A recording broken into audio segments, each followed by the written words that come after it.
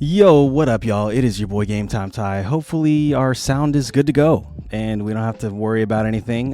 We don't have Rasha yet. He might join us later, but it's just me for now, so that's fine. But hey, what's up, Zuthis? Hope you're doing well, man. Good job on your on your government class paper. You know, obviously, education is muy importante, as I dropped in the chat. But no, we got a fun episode today. Just chatting about the Super Bowl runner-up New England Patriots and their division, the AFC East. So yeah, 2,158 words in 7 pages. Shit. And I hope I hope that's actually like writing. Are you having to like type it out? I'm assuming they're not making you like handwrite it. I don't think they do that anymore. That they used to do that back in my day. That was a wild time. But okay, nice typing. Hopefully they're not letting you use any kind of like AI tools, because that shit, in my opinion, isn't, it's not real writing. You know what I mean? I might be a purist in that respect, but yeah, that's kind of my opinion on it. But hey, no, let's go. Also in your keeper league, you got to keep Drake May in the 14th round, bro. That's pretty nasty. I'm actually keeping Drake May in the 9th round in my main league, which is pretty sick. I thought that was nasty. The 14th, I mean, get out of here. That's crazy. Nice. Yeah. AI is for that, I think, is definitely a little unnecessary. It's just, you're not learning at that point, right? Would I target AJ Brown? That's a good question. I do like that he's in New England. I actually think that's a big deal for this offense. They didn't really have a true number one. I mean, Stephon Diggs, sure, was decent, but AJ Brown is younger, better at his current stage in his career, and maybe just overall in general. I know Diggs had some pretty incredible years, but AJ Brown's just been elite. Maybe there was one year where they were like pretty neck and neck, but overall, I'd say AJ Brown is just a better receiver. No shade to Stephon. I love Stephon Diggs. He's one of my favorite receivers out of Maryland in general, right? You don't see a lot of them. He's like 2nd or 3rd round pick. Yeah, actually, that's what I was about to see. Fantasy stats, fantasy rankings. Yeah, AJ Brown's going down here. Where is he? I always have a hard time finding these guys. Let's see, AJ. Is he not here? What the fuck? Oh, damn, he's down here. That can't be true. That can't be real. Hold on. Whoa, did they change this? Let's go to featured rankings. 2026 half PPR. Okay.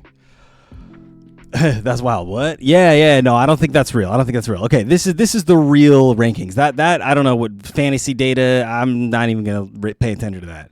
This is the ranking I'm going to go off of, fantasypros.com. They have pretty good rankings, and then I usually like to make my own before drafts. But we're still in the research phase, so I like to at least go off of a tried and true platform that I have utilized in the past, which is Fantasy Pros. You'll only ever really see me bring these rankings up unless we're like in the season, going through like sleeper rankings or something like that for waiver wires. But before that, before the season starts, I'm usually looking at Fantasy Pros rankings. Anyways, you're right. He's going back in like the 2nd round, pretty much middle of the 2nd round. So I don't mind taking him here. Let's see. Are there guys you would rather pick up who are going after him, wide receiver wise? George Pickens, he's going pretty high to me. I don't know if I would trust George Pickens as the wide receiver 10 off the board. Then you have Olave, who people are kind of like higher on this year for some reason. I don't know if I trust it per se. It's going to be a tough season for them. It is Tyler Shuck's 2nd year. He did have flashes last year, but Chris Olave is someone who I know has the talent. I just don't know how consistent he's going to be. So, but he, maybe if he slides, I'd be interested in him. No, honestly, I would pick up AJ Brown over all these guys in this area. Above him. Would I reach for AJ beyond a Nico Collins, beyond a Drake London? That's interesting. Drake London, probably I would pick up AJ Brown over Drake London simply because just that quarterback situation. Tua is probably going to be serviceable. We've seen Tua be a good fantasy provider, so to speak, right? Like he's been productive with guys like Tyreek Hill and Jalen Waddle in recent memory. So we know Tua can do it with good talent, and Drake London is talent. He's got Kyle Pitts. Let's see. Pickens is too high in my opinion. Yeah, I agree. Hey, what up, Rasha? What up? How you doing, bro? Yeah, let me know if you want to jump on. Just let me know. May Brown could be a nice stack. Straight up, if you're keeping May in the 14th round, yeah, you might as well just go get AJ Brown. I mean, they will be a good stack going into the season. And I mean, even if they have a tougher season schedule, right, than last year. Last year was like literal baby shit, how soft and easy that schedule was. Sorry for the visual. I think you'll still see Drake May be productive, and AJ Brown now coming into a situation where, and we're going to look at the stats because there's some crazy stats about how efficient Drake May was and how good his deep ball was, right?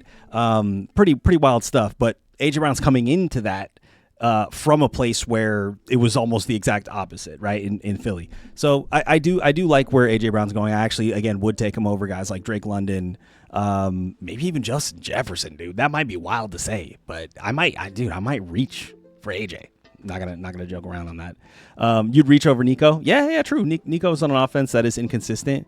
Look how good May was with subpar receivers. Totally. I mean, there were weeks where, sure, it's Stephon Diggs go off a couple times, but like Keyshawn Boutte went off a couple times. Hunter Henry had a couple good weeks, right, as a tight end, pass catching tight end. So like you're not wrong. Hold on one sec. There, that's better. You're not wrong. I will say if you can get Chase and Burrow, that's my favorite stack. That's going to be a pricey stack, man. That's going to be about as pricey of a stack as you're going to get. But if you can grab it, if you basically need first round pick or like first top 3 picks. You need to be a top 3 pick, and even then, there's no guarantee that you're going to get Jamar, because I could easily see in our league, at least, somebody foregoing both of these guys, Bijan and Jameer, and just going and grabbing Jamar Chase as the 1-1 overall. So like, it could happen. It does happen, right? So anyways, let's make this bigger. Doesn't really do much.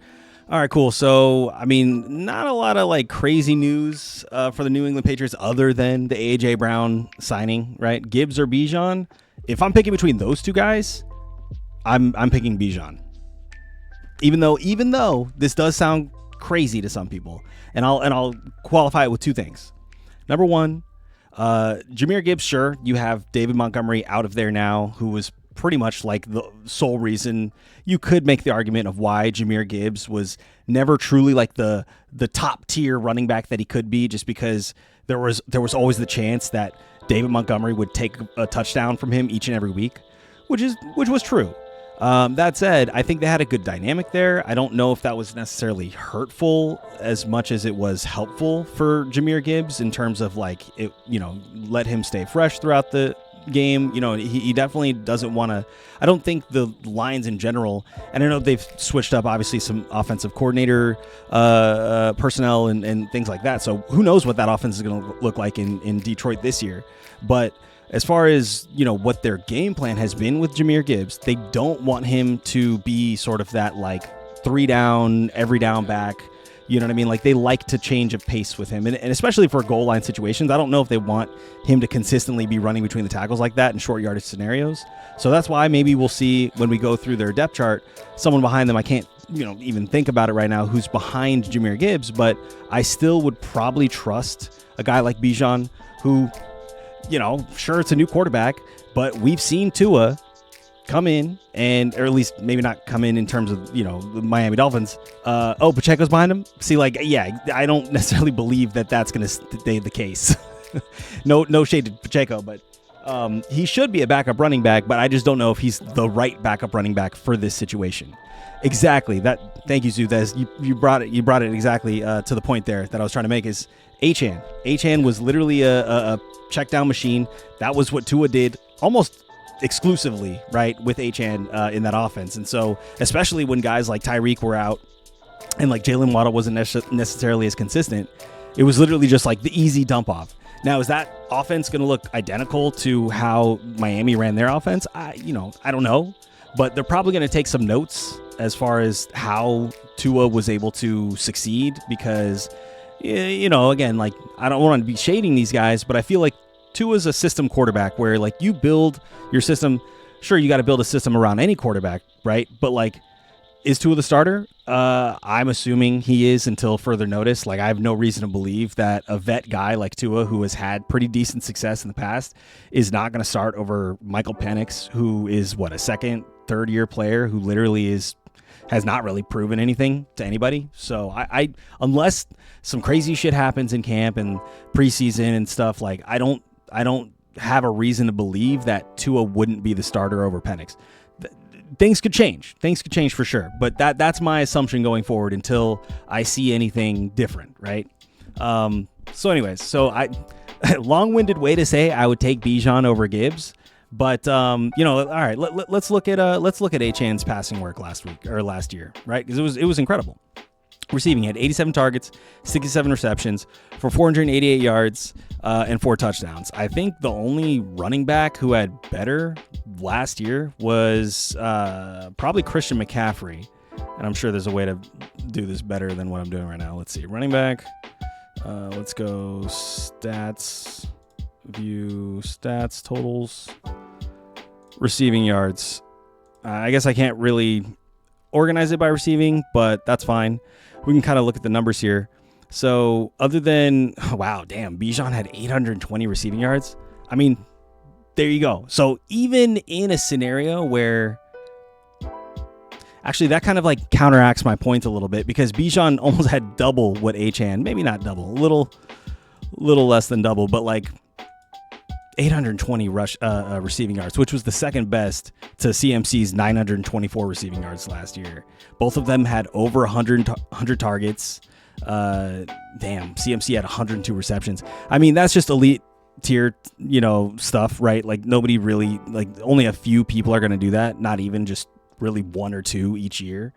So, like Bijan did it, right? Not saying that like, Gibbs can't do it because he got damn close last year as well, like 616 yards.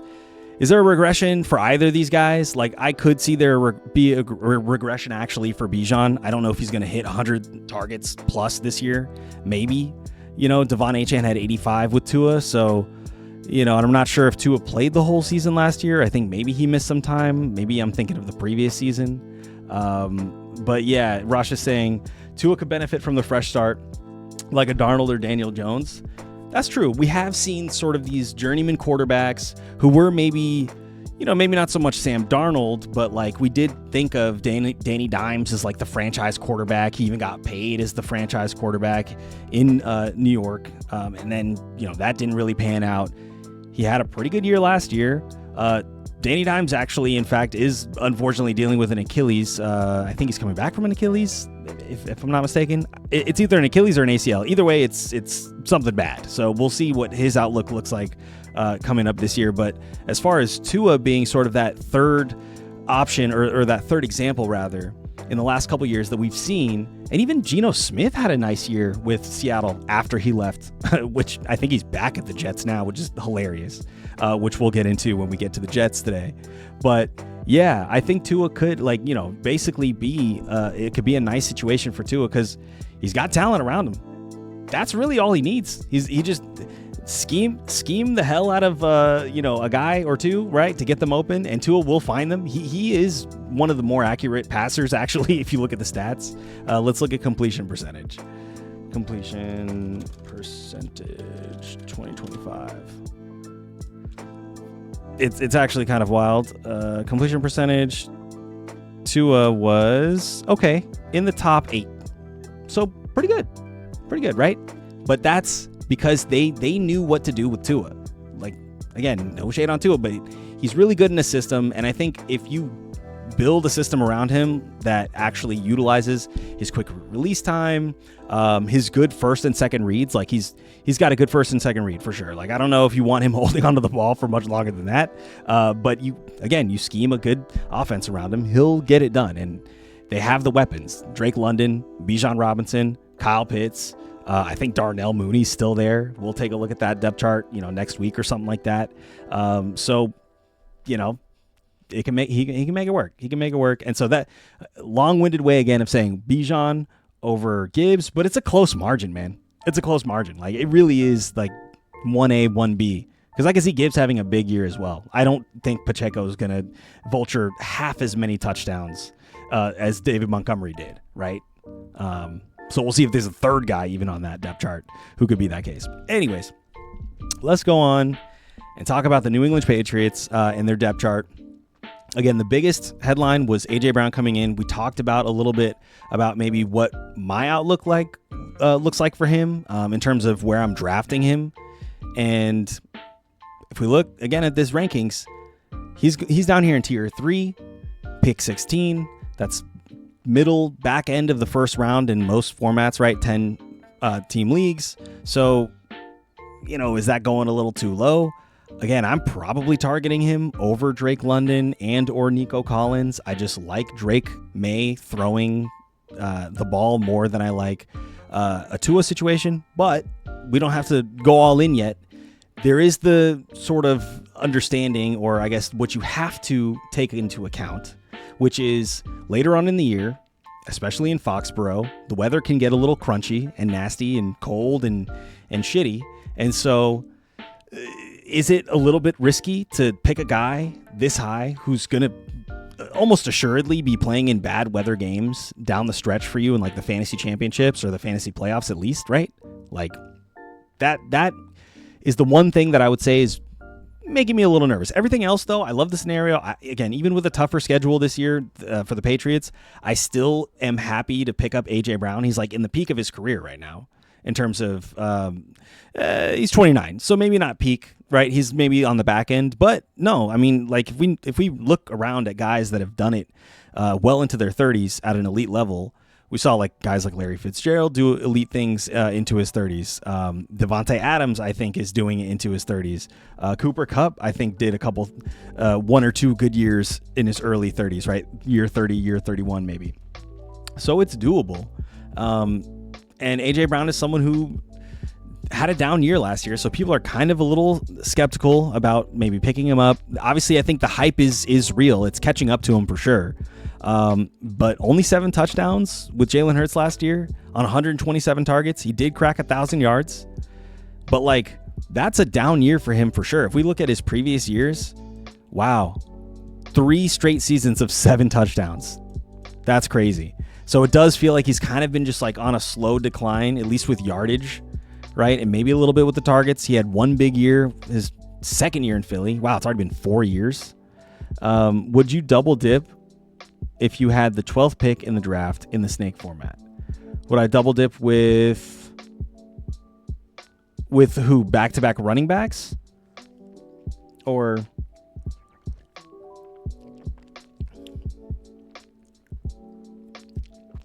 I'll have to think about that. If I'm not sure what you mean by double dip, like with two quarter or wide receivers or 2 running backs back-to-back or something like that. Yeah. Oh, for A.J. Brown, like the first pick in the second round. Yeah, I would pick him up in the first. Yeah, absolutely. I think either one of those picks, back of the end of the first, beginning of the second, because again, if we're looking at, right, so if it's 10 teams, and we're assuming these are the rankings that you're looking at, 10th round or 10th pick, or okay, so sorry, 12th pick. 12th pick, you're looking at Ashton Genty or Drake London, right? Assuming all these other guys have been picked up in order, right? Maybe Justin Jefferson slides a little bit. Maybe Drake London goes above there. So maybe you're looking at Justin Jefferson, Ashton Genty, Nico, Devon Achane in that order or something like that. I wouldn't be mad at picking up A.J. Brown as one of those 2 picks. You might even, if James Cook is there, I'm for sure picking up James Cook and A.J. Brown, which sounds maybe a little too... James Cook is in his prime, so I'm not mad or worried about his sort of like long-term upside. I think, again, in colder game weather or colder weather games, I trust a running back more than I trust a receiver. So that, again, is the only knock on A.J. Brown. But still, if I'm looking at one running back, one wide receiver, I have James Cook locked in the chamber for pick 12. I'm picking up AJ Brown with pick 13. But I could be looking back at this in December and being like, damn, you know what, that was kind of dumb, because again, I even said it. Cold weather games, it's just tough, right? It's just tough for wide receivers. If we look at Stephon Diggs, right? Stephon Diggs, if he wasn't hurt, let's look at what his stats were last year. Game log. Okay, did he play in week 17? Yeah, he did. Okay, so he actually... Oh, but this was all away games. So this was at New York Jets.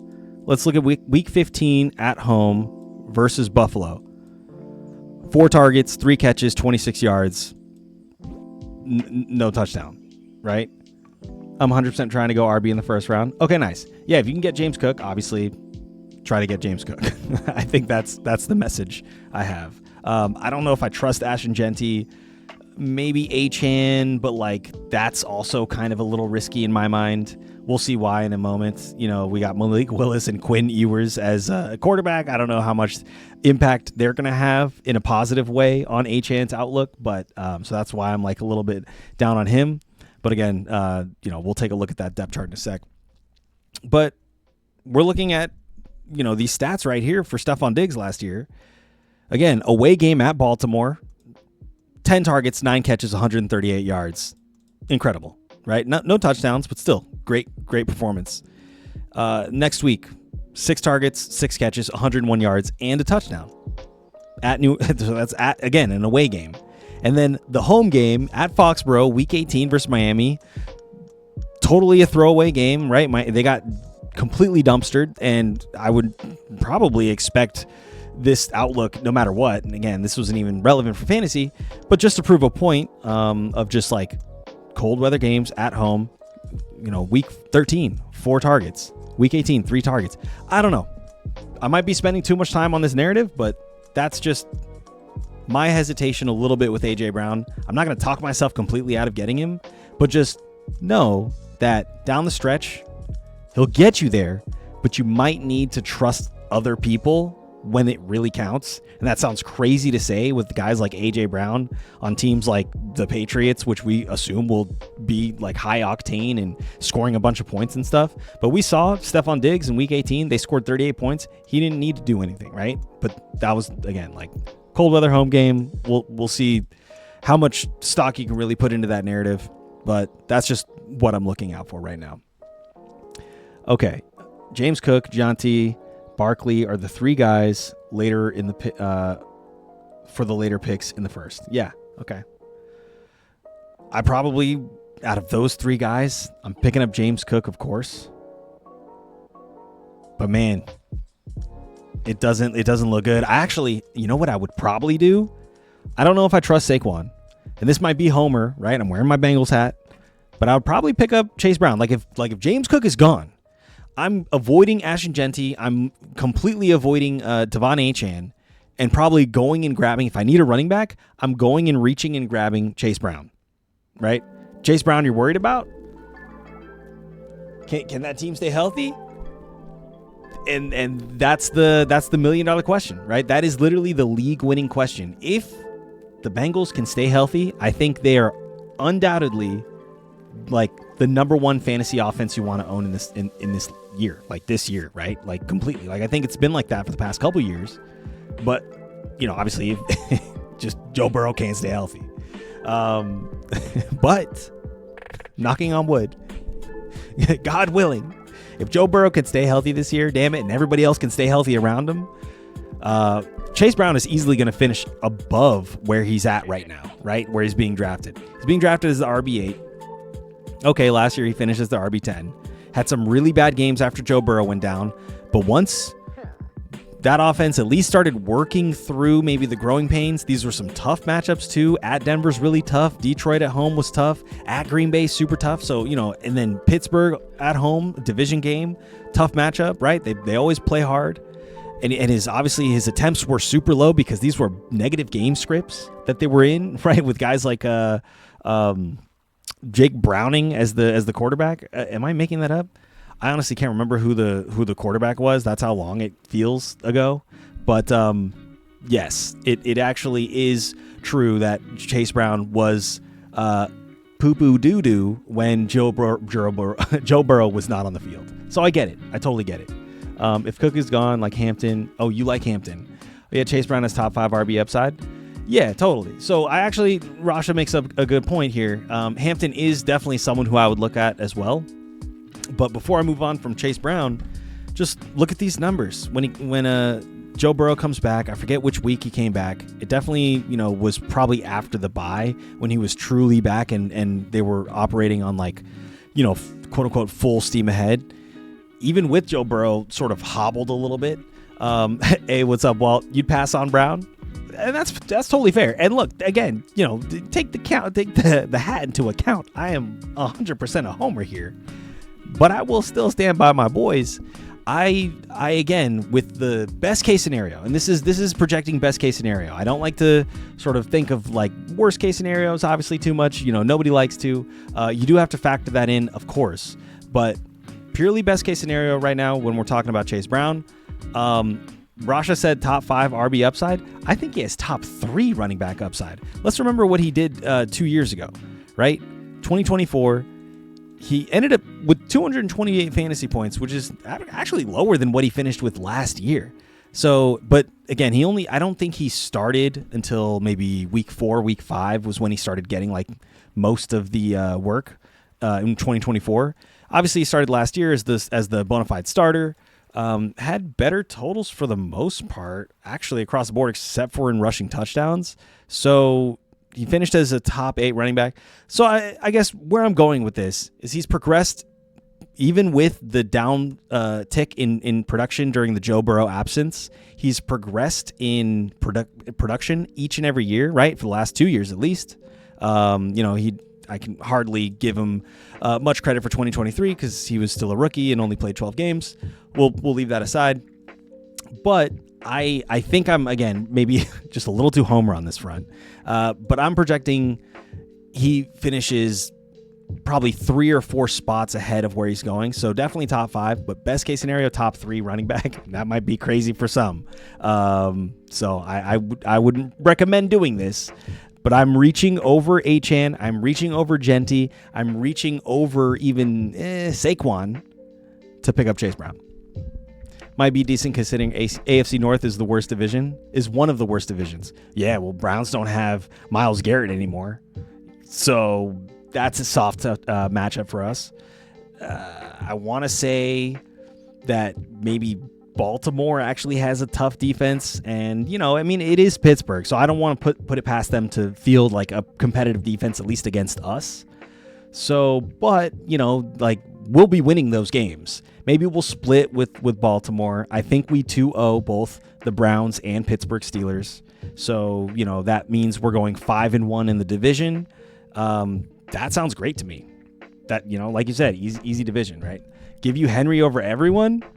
Damn, really? Okay, so Henry is down here, RB12. You're picking up Derrick Henry over the likes of Omarion Hampton, Saquon Barkley, Chase Brown, even Devon Achane is what I'm hearing. Old man Henry. He could do it still, maybe 32. I don't know, man. I don't know. That's risky to me. That's a little risky. I mean, we were saying this though 2 years ago when he turned 30. So I get it. How long can we keep this narrative up? And we saw guys like Frank Gore literally be workhorses well into their 30s. When did Frank Gore retire? Frank Gore retired at what age? He was 39. There's no shot. There's no shot he was 39. If that's real, dude, you're telling me we have 7 more years of Derrick Henry, possibly? All right, fire him up. Fire him up. That's true. He was a one-of-a-kind player. He really was. Old man that was second in rushing yards last year. Was he really second? I guess he did finish with almost 1,600 rushing yards, dude. You're not wrong. 307 attempts, 16 rushing touchdowns. And, you had to dodge a couple really nasty weeks from him in the first 4 weeks, right? But, for the most part, once he got going, he was definitely balling out of control for you. And like, even with those maybe down games down the stretch, he finished so strong for you in week 16 and week 17 that you're like willing to forgive the 2 back-to-back 10-point games against division opponents, sure, which are tough matchups, but like, man, that 45-point performance in the fucking fantasy championships is beautiful, dude. So I actually now looking at, like, it was hard to really avoid the bad talk about Derrick Henry when he was having this stretch of bad games. So like, if you didn't pay attention to how he played the rest of the year, you probably would have a bias of like, he didn't really do well. But to your point, he finished top 2 in rushing yards and finished as the RB7 overall last year, which is kind of crazy to say since he did have 16 rushing touchdowns and almost 1,600 rushing yards. The thing is, there are people who do get passing work, and Derrick Henry gets virtually nothing through the air, right? So, especially touchdowns. But yeah, you like the update that Brown and Hampton has, though? Oh, the upside that Brown and Hampton have. Yeah, me too. He's gonna be good because we have a head coach that will run the back instead of John, who didn't want Henry to score anything. Wait, was there some kind of rift between John Harbaugh and Derrick Henry? Am I making that up? Because he did score. He's still, dude, 4 touchdowns against Green Bay. That's insane. But maybe there was something there. Maybe you're right. Maybe there was some weirdness. He left, right? John Harbaugh did. So that's a big deal. A coach who was there for like 17 years or some shit. I don't even know if that's, am I making that up? How many years did John Harbaugh coach the Ravens? 18 seasons, dude. So yeah, after 18 years, he leaves, which is probably time to go anyways. But, that there could be something there. Anyways, he's going to be good because we have, I already said that. I think Lamar can be QB1 overall. Flowers can be a top 12 wide receiver. Okay. I love those hot takes. Actually, I want to start getting our predictions down. Okay, so let's. I don't know if we want to start with that one, but next time, maybe I'll test that because I have a prediction system that I want to try with like graphics and shit. So maybe when we do the the AFC North division breakdown, when we go through their depth charts, probably next week or something like that, then we'll add that pretty hot take, I would say, Lamar Jackson. Which is crazy is that, like, 3 years ago, maybe 4 years ago, this wouldn't even be a hot take, right? Lamar Jackson finishing as the QB1 overall in fantasy. That would not be a hot take. But for whatever reason this year, it's kind of spicy, but we'll analyze that. I like that.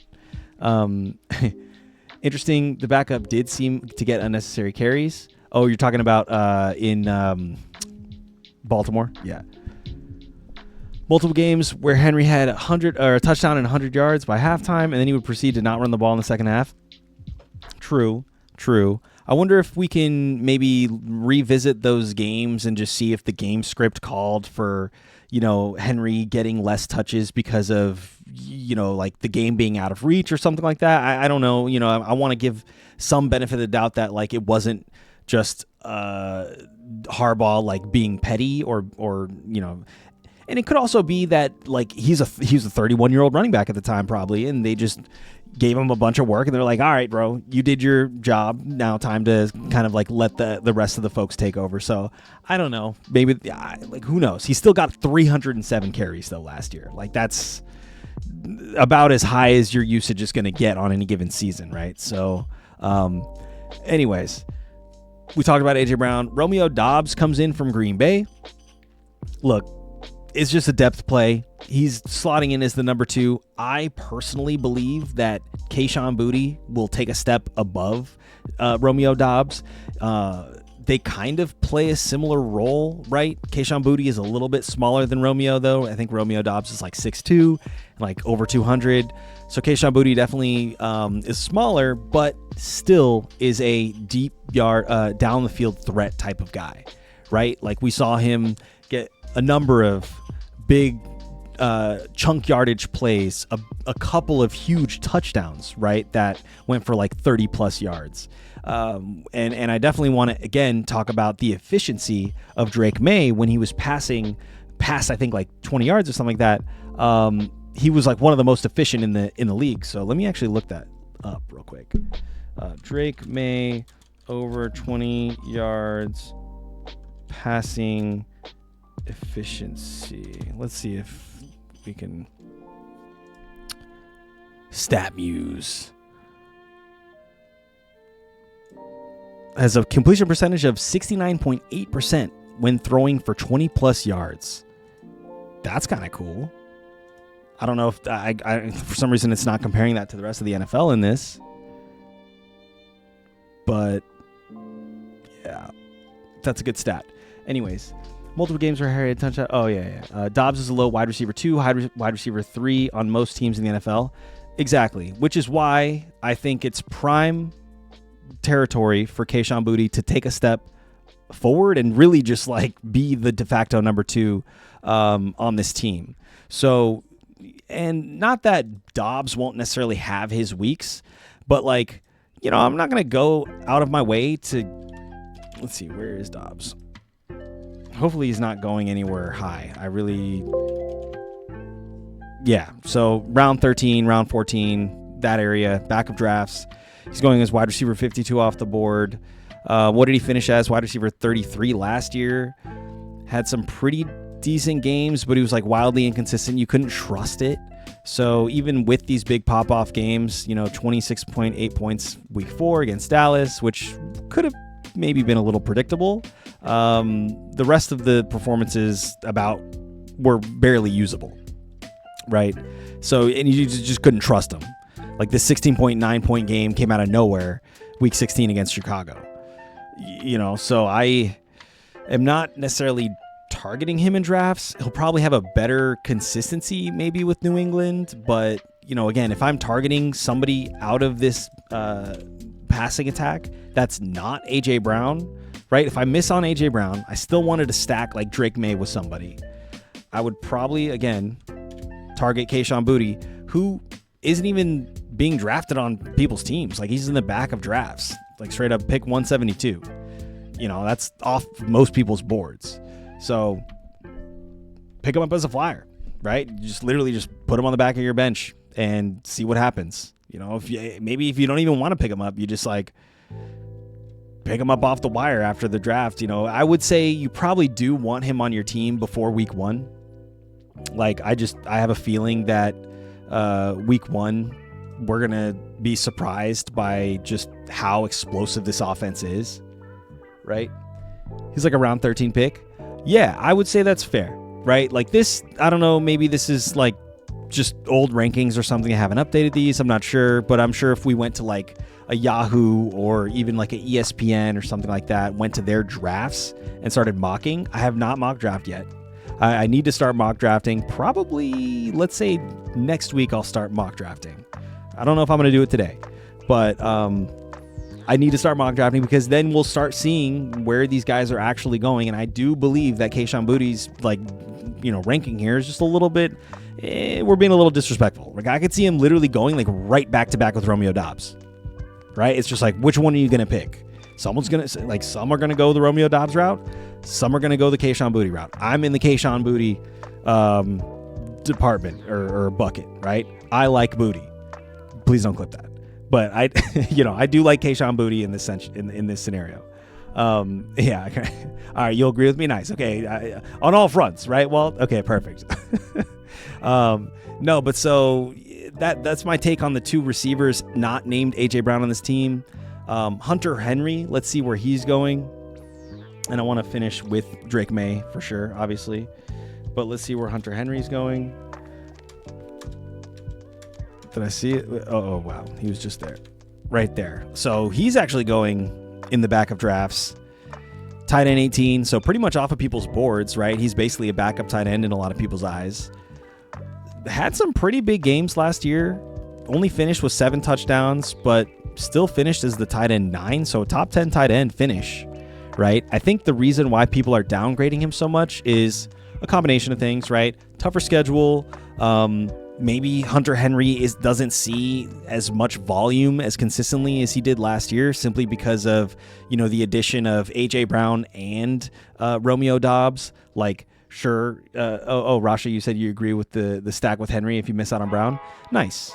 Yeah. So and you get Henry for free, right? So I guess my justification, or maybe my assumption of why Henry is as low as he is right now, even when he finished as a top 9 tight end last year. And wow, I didn't even realize he was 31. Dude, that's crazy, man. That's crazy. I feel like Hunter Henry was literally just a fucking rookie like 3 years ago or some shit, But no, I guess he's fucking 31 years old, man. That's crazy. Not that he can't do it. Not that 31 is like a scary age for tight ends or anything like that. We've seen guys play well into their 30s. Guys like, not Gronk, but Tony Gonzalez, Antonio Gates, right? These are obviously like elite tight ends that are Hall of Famers, but there is a precedent that we have seen, right? So 31 doesn't necessarily scare me in terms of his age. I would still be willing to pick him up like on the back of drafts. He's free, right? So like, again, if you punt on tight end like I do, and you're going to be streaming anyways, like, you could do worse than picking up a Hunter Henry, right? I'm targeting guys like AJ Barner, in the back of drafts. Hunter Henry, like, those are perfect dudes in my mind.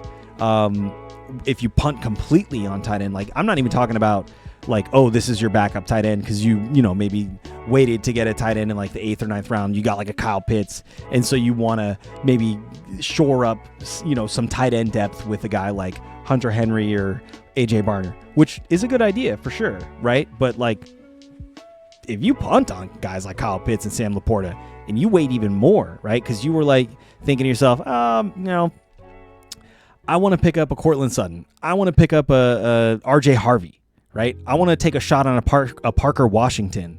Like, why would I pick up a tight end when I can get depth at, wide receiver and running back that are like potential high upside guys? Like RJ Harvey, dude, the way he flashed last year, let's look at his game logs. Okay, sure, didn't really get much going, but like towards the end of the year, man, he was popping off, and he was getting like great volume. Out of, let's see, 4 of the last 5 games, he had at least 14 carries per game, right? 4 of the last 6 games, he had a touchdown in each of those games and had 2 in one of them, right? Yardage, that's where he could improve for sure, right? His yardage is not great. He only capped, or his peak yardage through that stretch that I'm referring to was 75 yards, right? But the encouraging thing to see here is this passing work. 4 targets for 3 catches, 27 yards, week 13. 6 targets, 6 catches, 25 yards, week 14. Next week was a tough game against Green Bay. It was a more maybe run-oriented attack. He only got 1 target, didn't even catch it. But the next week, 5 targets, 4 catches, 71 receiving yards. Week after that, 6 targets, 5 catches, 31 receiving yards, and a receiving touchdown, right? So actually, 5 out of the last 6 games, he got touchdowns. Just one of them was through the air one week. So I like RJ Harvey. So again, like, if you're telling me I'm going to pick up a tight end in this round and avoid guys like RJ Harvey that I could just stash on the bench, like, I'm going to pick up RJ Harvey probably. But that isn't to say Kyle Pitts couldn't be like a really high value at this position. I mean, we did see he finished as tight end 2 last year, probably because he had one insane game, but actually had some decent production other than that. So, like, if you didn't punt on tight end and you wanted to pick up Kyle Pitts, sure. But, like, again, I'm in the mindset of I like to build running back and receiver depth over even a potential star, breakout tight end season, because just the value that those running backs, you don't like Denver's run game? Sure, and that's a different conversation. I would definitely agree with you. Like, I don't know how much Sean Payton and Bo Nix, right? But That is to say, Bo Nix actually is coming off of an injury, so maybe they do want to lean on the run game a little bit more. But, we can analyze that when we go through their division. But, again, I think my point... Oh, my cat just meowed in, like, the cutest way. I had to look over. Come here. Oh, man, that was adorable. I feel bad now that I'm, like, ignoring her. Dobbins gets hurt every season. Harvey seems to be have a nose for the end zone. Both good points, Rasha, for sure. McBride is a tight end worth taking early. Is the only tight end worth taking early in fantasy football. I agree with that. But I think he's literally the first tight end off the board. Let's take a look. Yeah, right here. Oh no, tight end 2. Brock Bowers is going above him for some strange reason. I don't know if I agree with that. Because how long does Mendoza take to get in shape? And I think Kirk Cousins is there, so maybe he's not even starting. And sure, Kirk Cousins can just force feed a guy like Brock Bowers. Yeah, but how long does that last? And then eventually, in the eventuality, when Mendoza does take over, is he going to be ready to sustain a guy like Brock Bowers? I don't know. We'll see. I mean, we have seen Trey McBride perform with pretty suboptimal quarterbacks as well. Brock Bowers did a lot of his work with not great QBs. But I would pass on a guy like Brock Bowers for a guy like Trey McBride if I was in the market for a tight end in this type of, position. But, that's not necessarily my style. But I understand why you would do it. I'd be fine taking him as early as the 4th round. Everyone else is 8th round or later. Oh, okay, you're talking about Trey McBride? Yeah, I mean, if he slides, again, I'm looking at these rankings. I'm assuming that they, are just based off of last year's stats, and maybe there are some kooky, draft trends that are happening. It's still very early, right? These could change. Trey McBride could fall down to the 4th round for whatever reason because of some crazy, quarterback news out of Arizona. Like Jacoby Brissett is literally actively holding out as we speak, and we don't know what's going to happen with that. If he's not the quarterback, if it's Gardner Minshew, because they just like, we don't have time for this, Jacoby. Like, you were great last year, but like, nah, get the fuck out of here. Which I don't necessarily think is going to happen. I think they might come to an agreement, but that would change what people's outlook on Trey McBride would be, right? So yeah, that's Hunter Henry, back of drafts. Fine with taking him for sure. Is just like a, depth guy, or even like if you punt it on tight end again, just like plug and play streamer type of guy you can bench if he doesn't pan out, type deal. Doesn't cost you anything. Next guy you have to talk about on this team is Ramondre Stevenson, right? Oh shit. Hey, what's up, Matty Boots? Let's go. Oh, so you just got done with meetings. Does that mean you're going to jump on, bro? Let me know. I'll start prepping. I'll get Discord ready.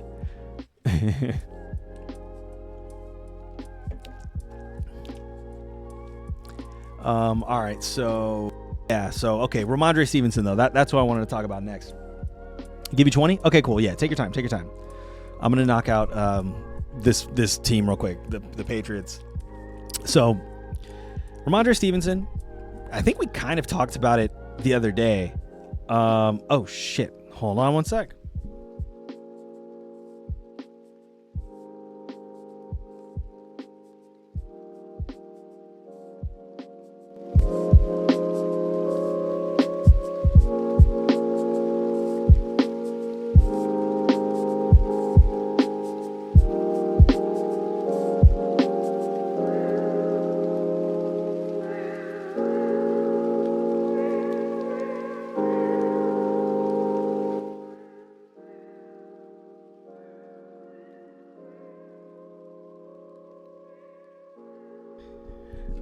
When you get an emergency call from the missus, you gotta answer. Sorry about that. Yeah, no, take your time, Matty Boots. No rush. We'll crush this division real quick. But so, anyways, so the let me just turn this up a little bit.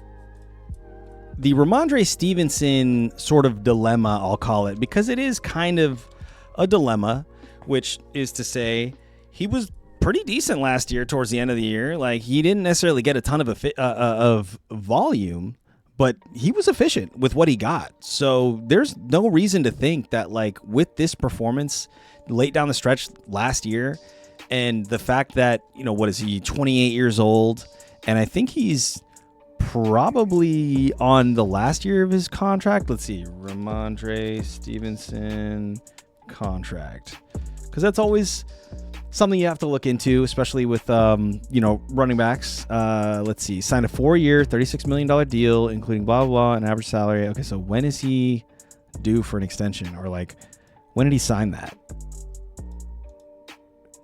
Okay, so 2024 to 2028. So he's got like 2 solid years left on his contract. So straight up, he's in the middle. He's in the thick of his contract right now. So I have no reason to believe that just because we did see TreVeyon Henderson, and I have to check myself because I actually was part. Oh, there we go. I was part of the line of thinking that TreVeyon Henderson was just going to come in here and essentially like steal the show and continue to be the guy when Ramondre came back. That was not necessarily the case. So we might see a little bit of like a 1A, 1B, like a thunder and lightning kind of vibe where Ramondre is the bruiser. TreVeyon Henderson is more of like the, pass attack back. But like what we're seeing here, maybe a little bit of opposite. Like he actually is getting more carries than Ramondre, and not as much passing work, at least down the stretch. He had a nice little roll of some passing work here, but that actually was when Ramondre was hurt, right? New England should trade him. New England should trade Ramondre or TreVeyon. I think they should get rid of one of them, but probably Ramondre because he's a journeyman running back. Like TreVeyon is definitely the guy they drafted, and they want, it's his second year. So why would you trade him, especially on his rookie contract? It doesn't make sense. So I'm assuming you mean Ramondre, but yes, I think they should get something for him if they're not going to utilize him, in any kind of a meaningful way. But again, I don't think that's necessarily going to be the case. Yeah, they leaned on Stevenson in the playoffs. He was very efficient. Even when he fumbled, they stuck with him. Henderson is more talented, though. Right. Long term, obviously, TreVeyon Henderson is still very young, 23 years old. He, for sure, I think, is the future of this backfield, obviously. But when we're talking about immediate return on your value, on where you're picking up these guys, TreVeyon Henderson is going in the 6th round, so pick 57, running back 23 off the board. And Ramondre is going about 2 rounds behind him. So, that's crazy. For someone who actually will probably be better first, similar to how last year it was mostly Ramondre getting the work. Even though Ramondre, again, got hurt, and maybe that's part of why you are worried about him, I still think he'll get good volume. This I don't know, is crazy to me. Just the sort of up and down nature of his production. Last year was absolutely unfortunate to begin the year with him. I don't know what was going on, even with easy matchups, quote unquote, on paper. So, but after he came back, and to Rash's point, down the stretch, they definitely trusted him. So I don't know. Maybe this is just he's not reliable enough. He will have good games, but he's just not reliable enough for you to want to pick him up, in any kind of top 4 or 5 round scenario, right? There's some teams that could use him. Yeah, maybe the Bears potentially. If we're talking about teams that are competitive, I could even see him being a good fit in Detroit, right? Ramondre Stevenson. I think Ramondre would be a good fit in Detroit. Because they just lost David Montgomery, and instead they picked up Pacheco, who I just don't believe in. So the Giants, you're right. That actually would be a nice little 1-2 punch with Cam, with Scadabeezus. So, yeah, I think long term, obviously, I'm looking at TreVeyon Henderson, but it depends on my draft composition. So if I'm looking to essentially bench a guy for the first maybe 3-4 weeks, or maybe he's my RB3, then I would go maybe a TreVeyon Henderson if I'm going heavy RBs in the first 6 rounds, right? 3 of my picks are RBs in the first 3 rounds, or the first 6 rounds. The third one would be TreVeyon Henderson, if this is, the guy I was targeting.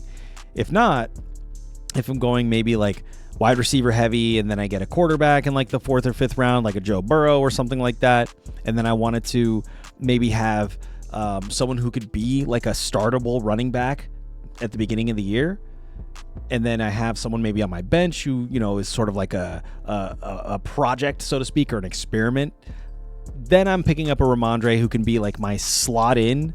But even then, like, it scares me. Like, saying that now out loud is like, ooh, like, am I going to really trust Ramondre?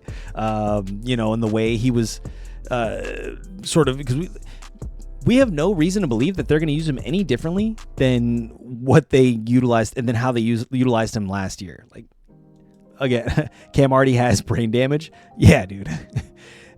The irony, or I guess maybe the silver lining, is that he hurt his leg, and that's what knocked him out last year, as opposed to some type of brain injury or head damage, brain damage or some shit, right?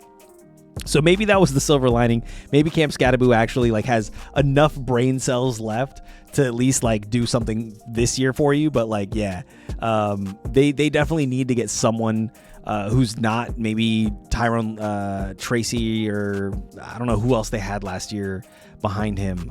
Was it Devin Singletary? Like they had like basically bags of chips behind Cam Scatterbo last year. It was tough. Not that Tyrone Tracy actually wasn't serviceable, and no disrespect to Devin Singletary. We gotta be polite about this type of stuff. But anyways, that's the run game for New England. We gotta talk about Drake May before we move on from the Patriots. I know we've been kind of talking about them for a while, but Drake May is going in basically the 4th round as QB3 off the board. He finished as the QB2 last year and was pretty great. I mean, most of the year, like, let's see, 16.3 points week 1, and then a nice pop-up game against Miami week 2 for 26, and very efficient. Like, we're not seeing him take a ton of attempts, maybe 2 games over 40 attempts. That's crazy. That's like pretty low. 492 attempts all year long. I want to say that's like, maybe bottom half of the league, right? That's insane. What the Cam Scatterbo take? Maybe I missed it.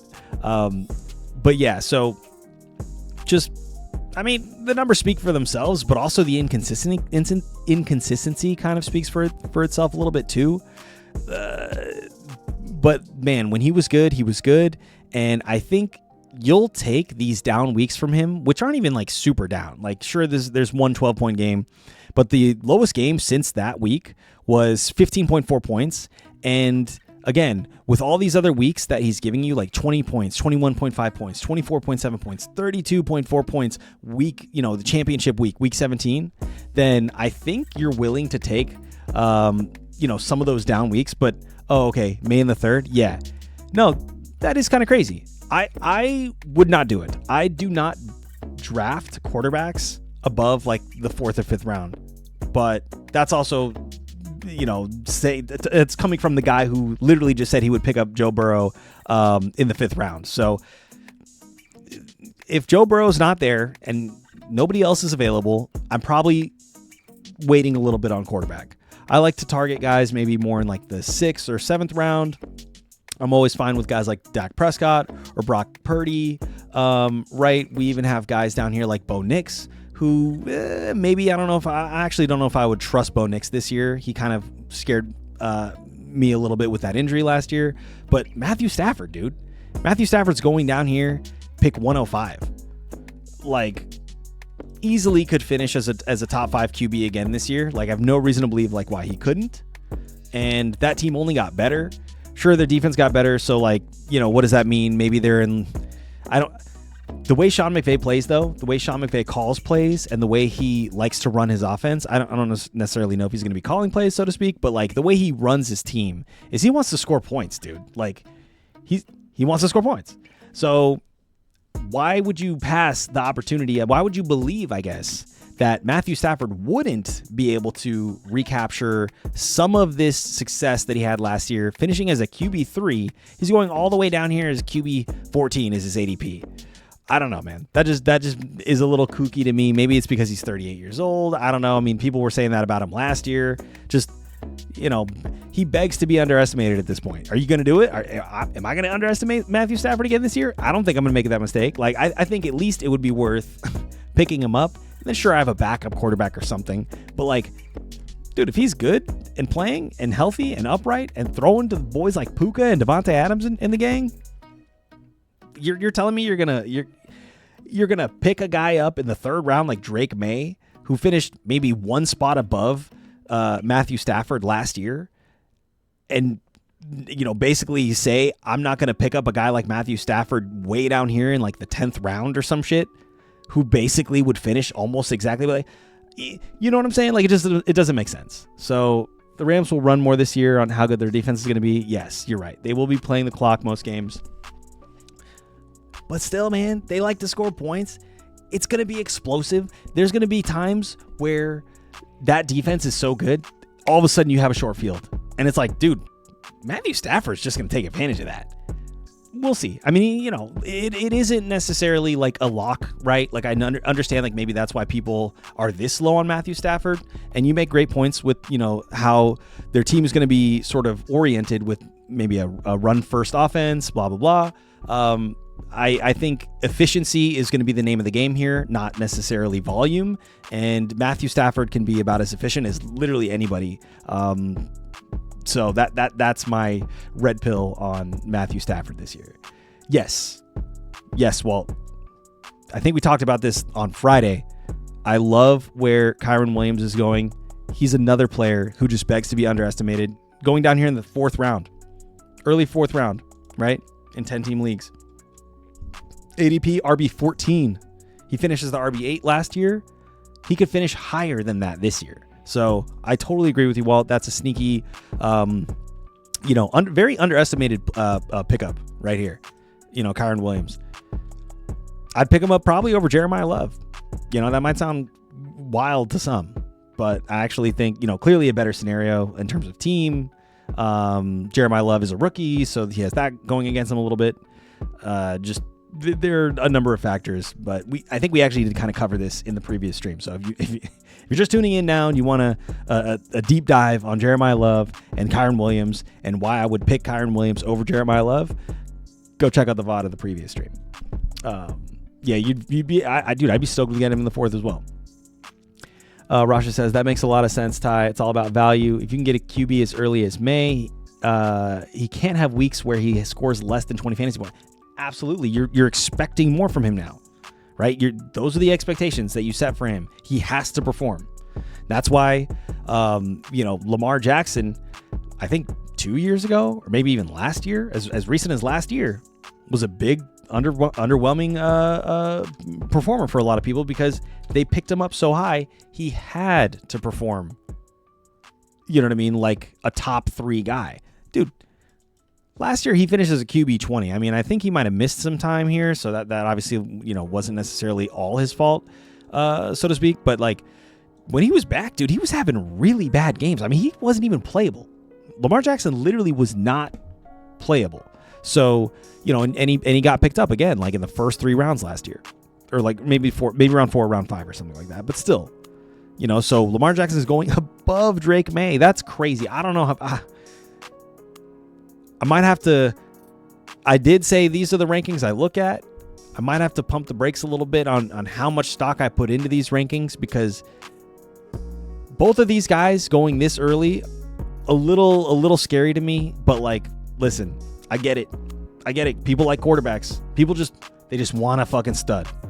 Josh. That's why Josh Allen is the QB1. He's been QB1 like for the last 4 or 5 years, pretty much.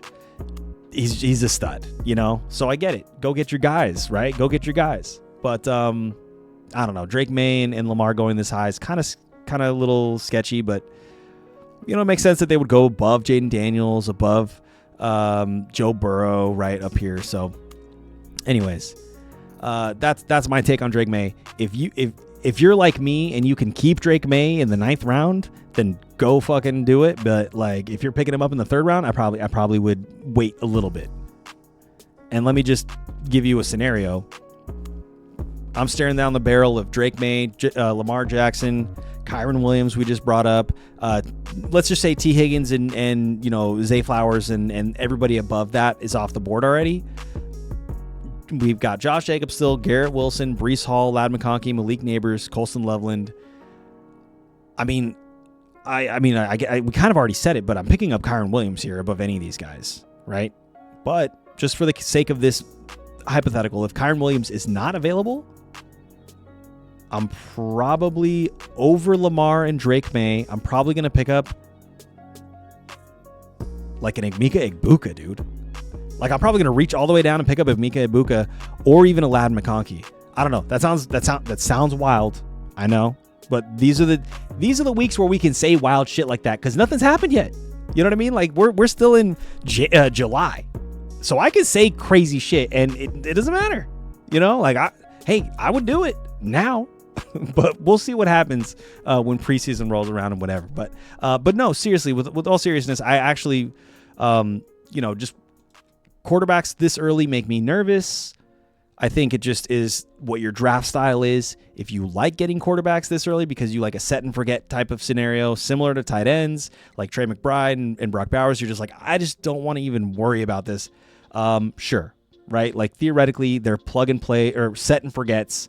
And you essentially only have to worry about them if they're on a bye or if they get injured, right? They're always going to be in your lineup. So I get that, right? But I'm maybe a little more, willing to stream tight ends and stream quarterbacks or even, play with the later round quarterbacks and tight ends and stuff like that. So, it really is just pick your poison. You're just foregoing. Just remember the amount of depth that you give up. Even just one early round pick that's not a wide receiver or a running back, it's crazy. You're giving up so much depth later on. Like, it really is kind of crazy to think about, like, the teams, how they're constructed, the ones that end up winning at the end of the year. More often than not, they are teams that went running back, wide receiver heavy early in the early rounds and got lucky with guys like Drake May off the waiver wire, Colston Loveland off the waiver wire. Those guys who pop out of nowhere from the quarterback or the tight end position and end up being like studs that we now see high in drafts the following year. So it's like, are you going to chase the points? Are you going to be the fantasy player that's just like, you know what? I saw, how they did last year. Sure, they came out of nowhere and popped off, like Jaden Daniels. His rookie year, incredible. I think I ended up getting him in like the 10th round or something like that.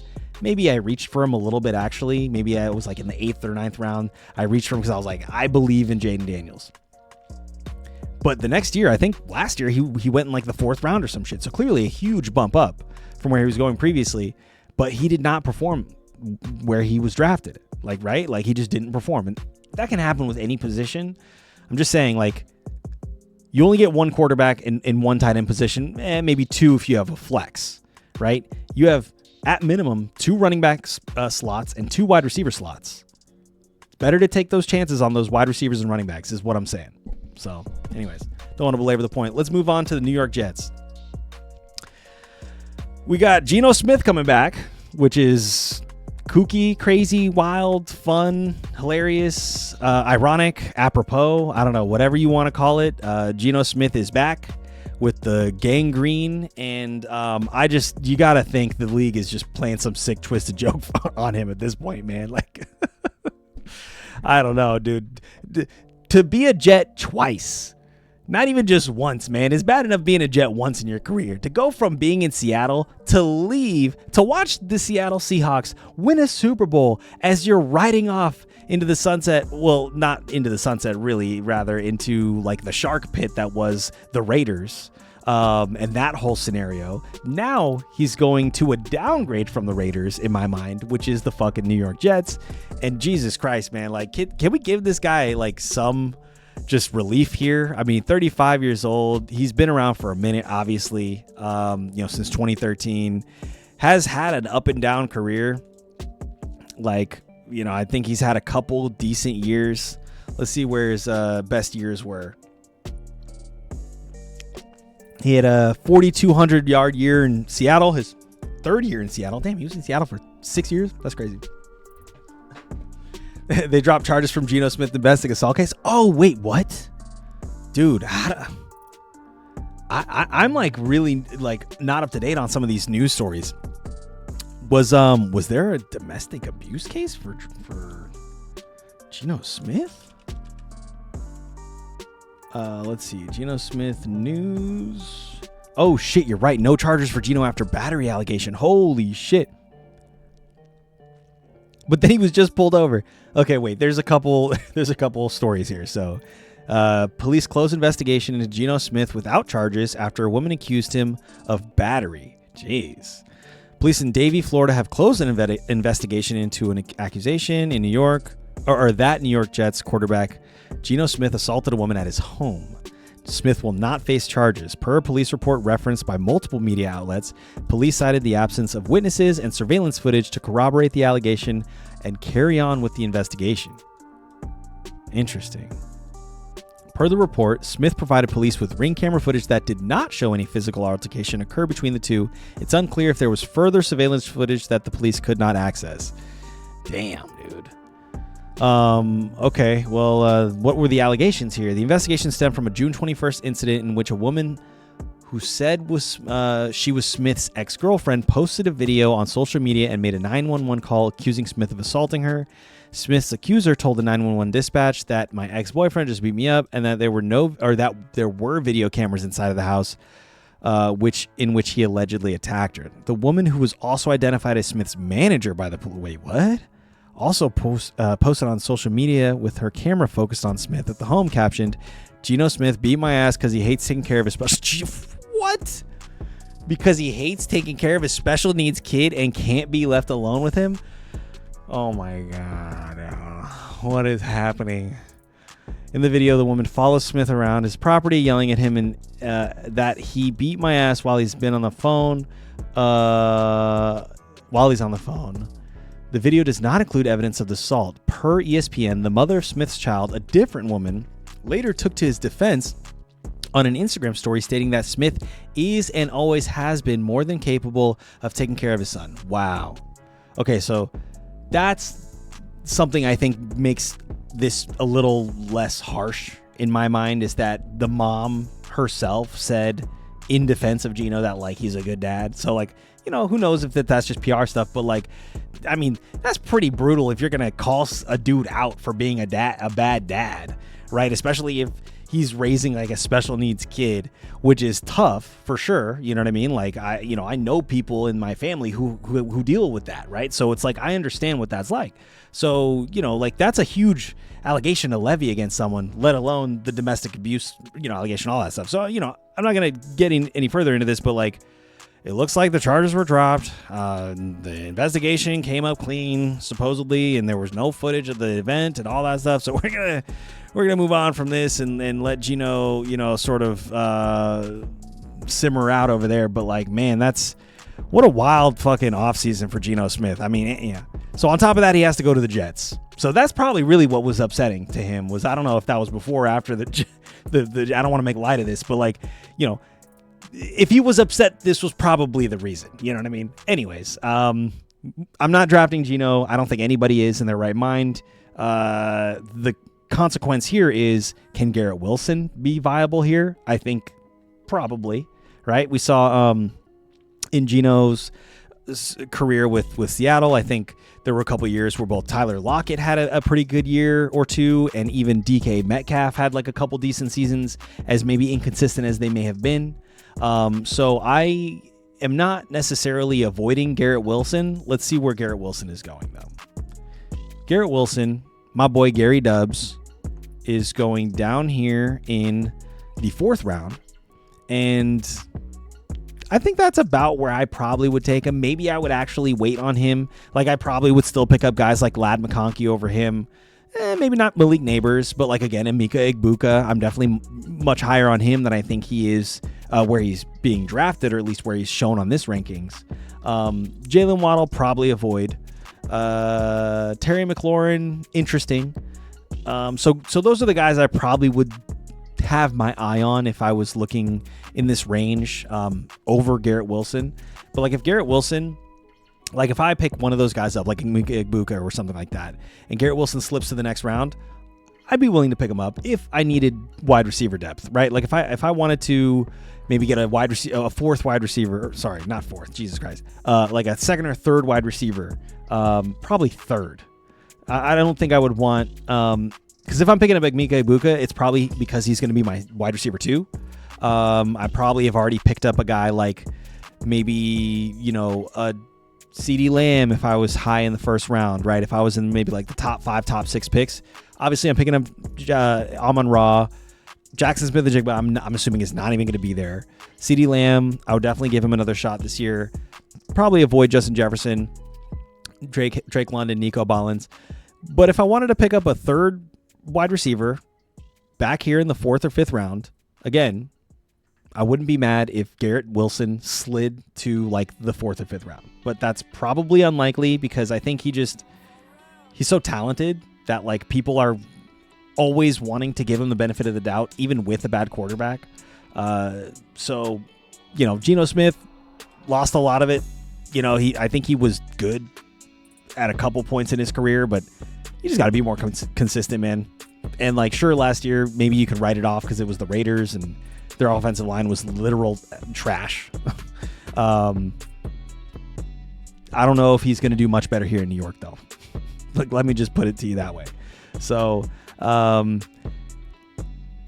Mitchell, not even on my radar. Omar Cooper Jr., I think this is their rookie. He was picked up in the first round here. Worth talking about. I think we should at least take a look at his... the fuck? We should at least take a look at his highlights. Because I don't know much about him. All I know is that he was a first-round pick. And so... Oops. That's loud. Apologize for that. All I know is a first-round pick. So, I'm just going to eye test. Here we go.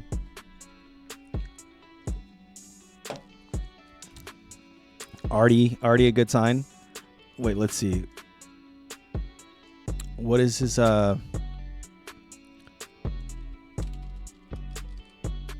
Omar Cooper Jr. is on the back of draft boards. Let's see. Combine. So he's 6 foot, 199. So kind of a smaller receiver, but he's got a 4.42 40 and a pretty high vert. So we just saw him go up and get a contested ball there. But I wonder if he's, clearly going to be more of a burner type. Adonai Mitchell is kind of a burner type too. So like, maybe they play the same sort of style, even though it does look like they are listed as both starters on this depth chart. And then there's just like nobody behind him. Like Tim Patrick is probably the only guy you could think of who has a threat of potentially leapfrogging either of these guys in Adonai Mitchell or Omar Cooper Jr. But, clearly they believe in him. They picked him up in the first round. I think he's got he looks a little shifty for sure. Doesn't really jump off the screen though. As I say that, he just bursts through coverage and gets a bomb shot touchdown. Pretty nice. Cooper's pretty nice to me, just a bad situation with the Jets. Yeah, I think if he was on another team, I probably would be a little more charitable in my assessment here. But no, I mean, first round talent, right? First round talent, clearly. Like, I'm sure there were other teams that were looking at him as well. I don't think he was just, on the Jets draft board. That is to say, clearly there were other guys that went ahead of him. I'm blanking on it right now. Let's see. NFL 2026 draft.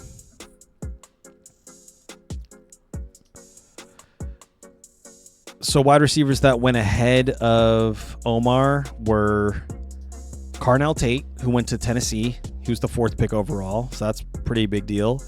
Jordan Tyson, who went to New Orleans with the 8th pick overall. And then another guy named Mekhi Lemon.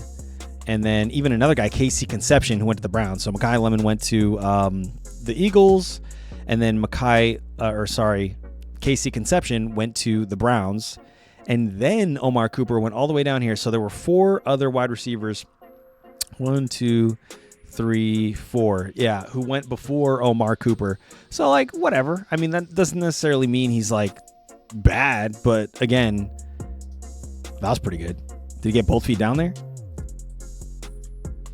I think it's just the situation is less than optimal, right?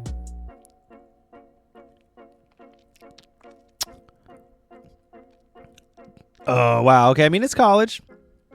Wouldn't be a catch if it was the NFL, unfortunately. But, I mean, it's college. That was pretty good. It's pretty good. He was a good effort to get even 1 foot down.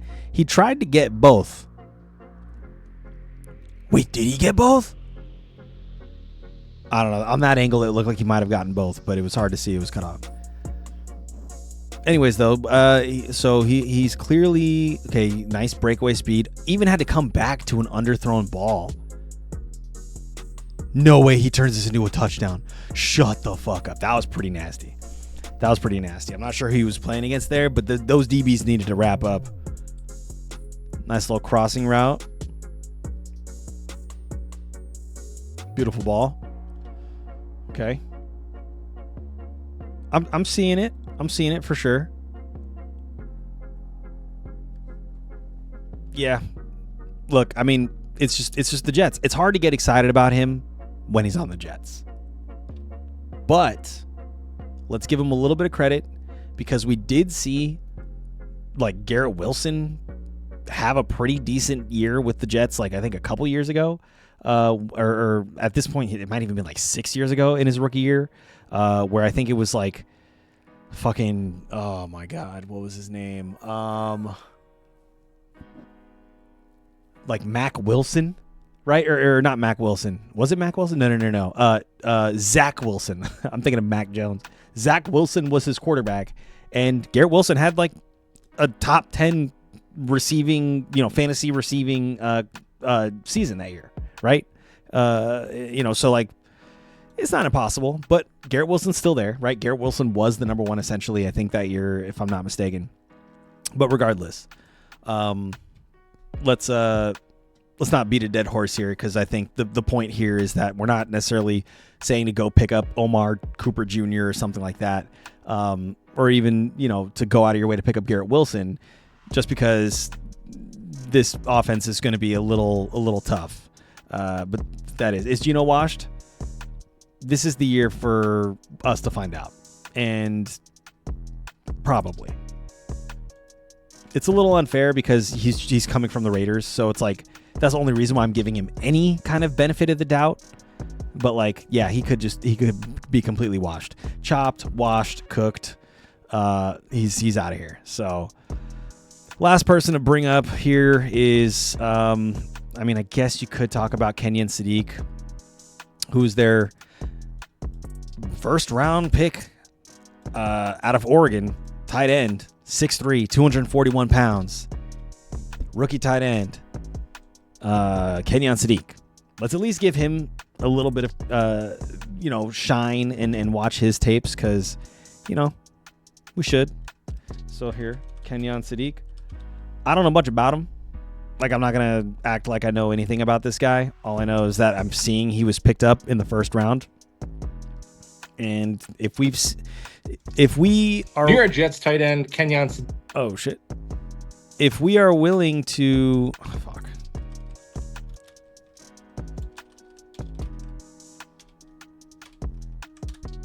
If we are... Sadiq is a beast? All right, I'm sure. If we are willing to chase the trend of rookie star tight ends out of college that immediately have impact in the NFL. We're talking about the Trey McBrides. We're talking about the Brock Bowers. We're talking about the Sammy Laportas. We're talking about the Tyler Warrens from last year. Is Sadiq the next in line of a rookie tight end who was basically drafted in the first round of the NFL to come in and have an impact in fantasy immediately? I think that's a fair question to ask. And I think that question would be easily answered, or much more easily answered, if we were talking about a different team. Now, we don't have to continue to beat, again, this dead horse of it's the Jets, it's the Jets, it's the Jets, or it's Geno, it's Geno, it's Geno.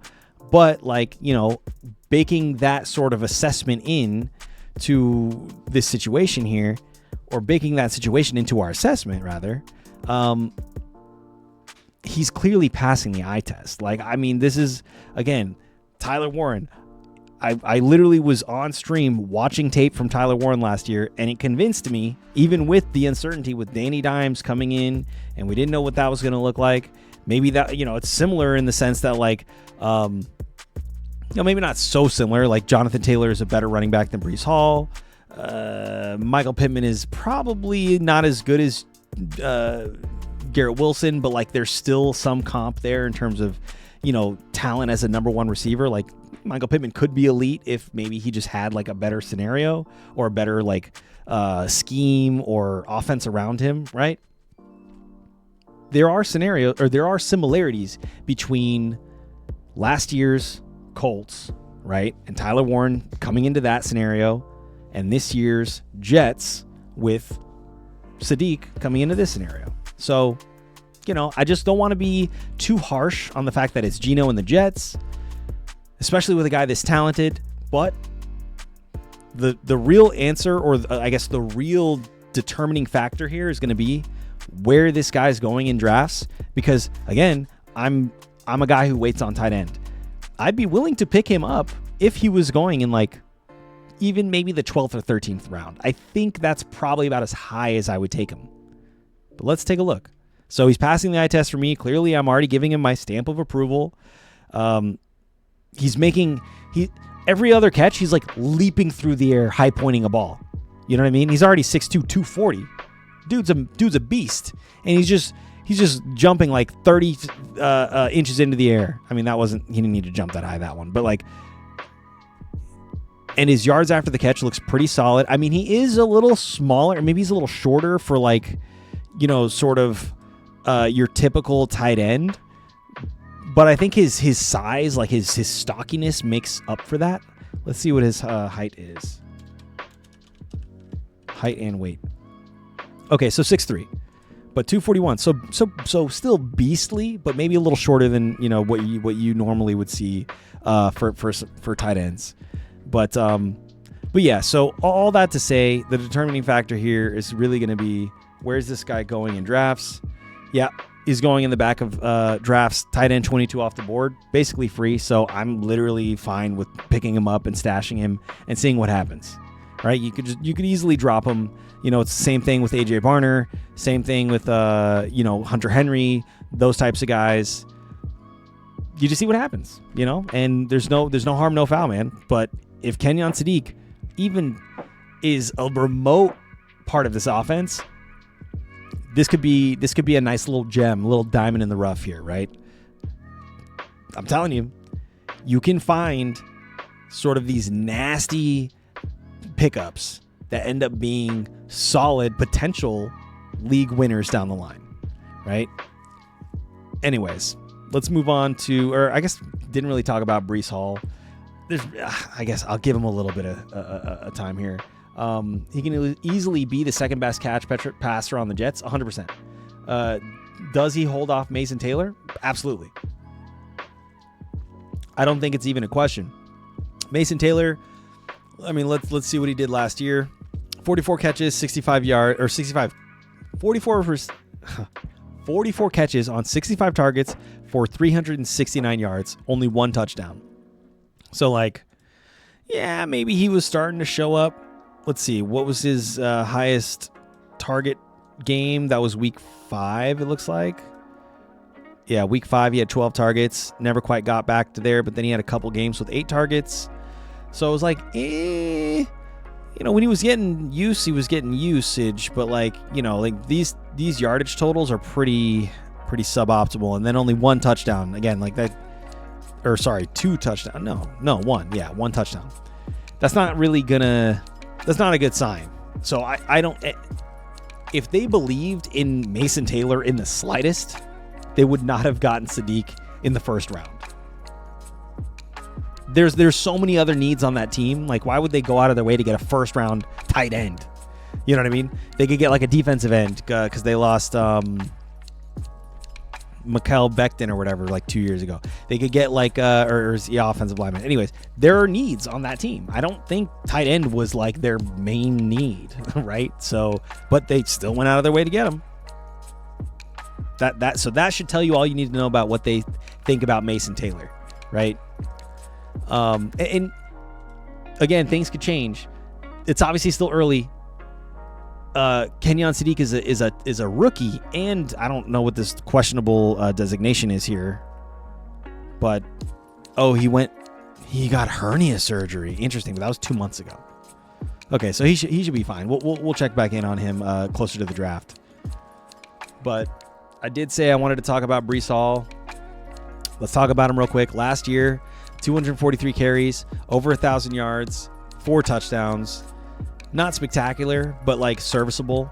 And the only reason why we're maybe talking about him as someone who maybe we're looking down on or more negatively on is because he was being drafted higher than where he finished. Let's just be honest, and let me just pick him up right here. Breece Hall.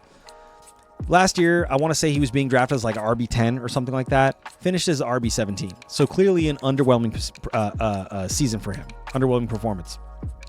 But, and a lot of that was just super inconsistent. So it was just like, it was hard to trust him. He had a couple good games. Maybe you could predict him. Cincinnati, you probably could predict that. Cincinnati's defense was just awful last year. Literally gave up like the 3rd most points in the league per game. Atlanta, another team you probably could have predicted this performance. Cleveland, maybe not as much. But Dallas. So again, it was hit or miss with him. It literally was like flip a coin. Is Breece Hall going to bust this week, or is he going to get like a decent or good game, right? That's pretty much what it was. And for someone you picked up probably again in like the 3rd or even earlier, the 3rd round or earlier last year, This is underwhelming. This is not where you drafted him. This is not where you drafted him to perform, right? That said, this year he's going a little bit lower, probably like 2 rounds down from where he was last year. So now in the 4th round, he's 28 years old. Oh no, sorry, 25. Jesus Christ. Why did I think Breece Hall was older? That's what's crazy to me, is that Breece Hall seems like he's been around for a long time. And he's only been around for 4 years, dude. That's crazy. His best year was 2023. Okay, I mean, this could be a good Breece Hall year. This could be a sneaky value pickup, actually. I don't believe in the Jets necessarily, but like I think for a guy with the talent of Breece Hall and the volume that he'll likely have to have for a team like this, and he does get used in the passing work. Let's see, let's pick that back up. Or in the passing game, or at least he did early on last year. I don't know. He can easily be the 2nd best. Oh, you already said that. So I don't know why his pass work kind of fell off a cliff a little bit last year after the first 5 weeks. But again, if you're picking up a guy down here, next to, let's see, Josh Jacobs, who's hard to trust. We'll talk about him when we go through the NFC North. I'm a little nervous with Josh Jacobs, especially because of maybe some recent news that's come out. But if we're looking below that, like Javonte Williams, could make an argument to pick him up over Breece Hall, honestly. He had a great year last year, finished as RB11.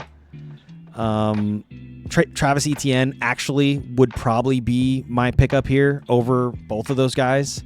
Just because he had such a good year last year, finished as RB9, and is probably in a situation where he's not necessarily on a better team, but he'll probably get more volume if that's a good thing. He's 27 years old. That's actually kind of a tough one for me. I don't trust New Orleans at all. Damn. Do I just say fuck it and just get a wide receiver? I probably would just get a wide receiver in this round. But just for the sake of this argument, we have to go with comparable like positions. Like I said, Javonte Williams, even further below, maybe even a Cam Scatterbo, but nah. Bucky Irving, nah. The Judd, maybe. Maybe I'd dip down and grab Judkins over Breece Hall, but probably not. if I absolutely needed a running back here, you could do worse than Breece Hall. You actually could do worse than Breece Hall. So, I don't want to poo-poo his name too hard because he's actually serviceable. But just last year again was underwhelming season. Not even because of injuries, right? I think it was just because of just again up and down performances, bad matchups, bad play calls, probably. So yeah, let's move on. That's as much as I'll say about Breece Hall. All right. Now, let's do a quick overview of the Miami Dolphins. I think they're probably the least interesting out of this division, even though, I want to get to the Bills. And even though we did just talk about the Jets. But, dude, it's Malik Willis. That brings me less confidence than even a Geno Smith brings to the table for me. Devon Achane is still going a little too high in my mind. Malik Washington, they just have... look at these receivers. This is crazy. This is actually insane. They don't even have a bona fide number 2. No disrespect to any of these guys. You guys are in the NFL, of course. I could only dream of attaining that, that level of success. But these guys are third stringers not third stringers, the third option at best on any other team in the NFL. And that's even if they're even starting level. It's kind of crazy. So is it just going to be Greg Dulcich catching passes? Tutu has been serviceable before. We actually have seen Jalen Tolbert have flashes in the past. Malik Washington, who's even the guy you're picking up at? Let's look at all of them. Okay, Malik Washington. And maybe it's going to be the Malik to Malik show, right? Malik Willis to Malik Washington. Damn, Malik Washington's going down here, dude. Wide receiver 72. What did he do last year? He had 1 game over 10. Actually, sorry, 2 games over 10. But, he obviously wasn't even getting targeted that much. Maybe he's now, again, Malik to Malik, right? Malik Willis to Malik Washington. They find a connection. I don't know. Still makes me a little nervous. Jalen Tolbert, let's take a look at what he did last year. He's probably the guy who actually will take a step up as the sort of de facto number 1. But still, dude. Oh, there's so many Jalens in this fucking league. Let's see, Tolbert. No, Tolbert's going even lower.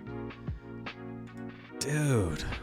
I guess he did kind of get hurt. What was his big year? I guess his big year was 2024, where he had 79 targets for 49 catches, 610 yards, 7 touchdowns. He played 17 games.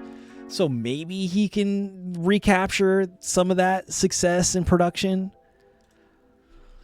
Oh, man. All right, and who's the third guy? It's Tutu, my boy Tutu. So let's take a look at Tutu. Tutu Addy.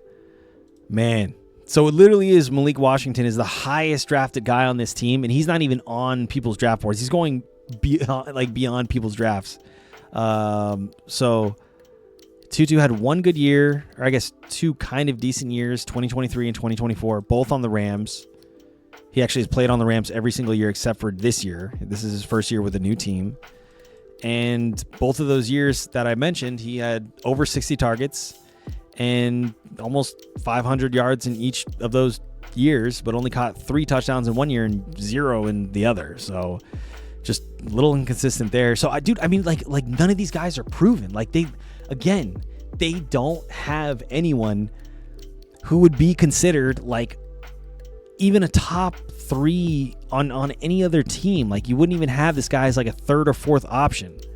This guy was a gadget player on the Rams, and that was because the Rams loved him. He was just a locker room guy. Not that he wasn't good. He actually was solid in certain instances, but he would get 1 play here, 1 play there. There's 1 catch for 88 yards, dude. 1 catch for 88 yards and a touchdown. That was his best game. Literally 1 play. So I don't know. Maybe that's a glimpse into how they want to use him, right? If because we have seen, and there's a ton of turnover in Miami. They lost Tua. They lost their head coach and Mike McDaniel. So I think there's a lot, and maybe even their OC as well. I don't even know what their head coaching department looks like. Let's actually look at their head coach. So Dolphins head coach. Jeff Haley. Or Hafley, sorry. Is American football, let's take a look. He previously served as a head coach at Boston College. Damn, so he's actually a college coach and is now, I'm assuming, getting he was an assistant coach in the NFL in 2012 and then went back to college to coach there as a head coach. And then last year, he was hired by the Green Bay Packers to be their defensive coordinator, marking his return to the NFL after 5 seasons in the college coaching ranks. A source cited that the ever-changing college football landscape, mostly pertaining to the transfer portal and NIL money complications without clear guidelines, as a reason for Hafley's move back to the NFL. So we just wanted a little more consistency. Despite the offseason acquisition of all-pro defensive end Michael Parsons, the team regressed in Hafley's second year as a coordinator, having the 12th ranked defense in yards allowed. But he's still got a head coaching job in Miami. Listen, I'm not going to act like I know what goes into how head coaches are hired in the NFL. Maybe some of it has to do with relationships. Obviously, I know that's definitely a big part of it. But then, there has to be some sort of track record that was encouraging. Maybe it was his coaching career in college, but not even. During his 4 years with the Eagles in college, he led them to 22-26 overall record, but did have 3 bowl game invitations. So, I don't know. That's interesting. Okay, so all that is to say, this is the guy who is now the head coach for the Dolphins, and none of that was super encouraging. It wasn't like he was some savant who, boy wonder, like Sean McVay or someone came in. Not even like a Clint Kubiak or even like a Mike LaFleur or someone like that. Not even that scenario. This guy just seems to be serviceable at best, or they maybe just don't have a ton of expectations. This does feel just like a total tank year. I'm getting major tank vibes. And there are some teams that are in big tank mode, big tank now mode. But the Dolphins have to be at the top of that list of teams in tank mode big time, in big tank now mode, right? So we'll see. We'll see what happens. But again, I don't trust Malik. Oh, you just left the office, popping on the court? All right, let's go. Matty Boots, let's go. All right, all right, I'm in. We'll see when you get here, Matt. But, yeah, I mean, it's a shit show. It's literally a shit show. Miami's going to be worse than they were last year. They're probably going to be worse than the Cardinals were last year. They're probably going to be worse than the Raiders were last year. Who was the worst team in the NFL last year? Off the top of my head, I can't even remember. Was it the Raiders? Was it the Browns? NFL 2025 records.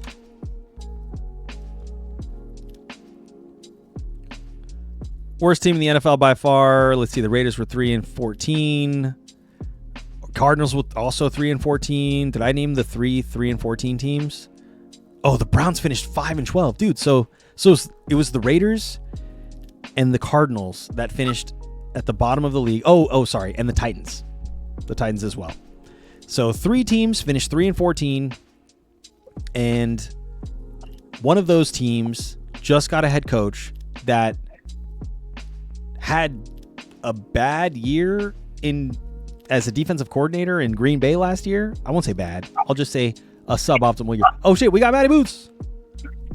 I was going to say, what it do, baby boo? What it do, baby boo? How's it going, man? Welcome back to the stream. I feel like it's been a minute. I mean, obviously, it's been a while since we've streamed, and this is only the second stream of the season. But welcome back, man.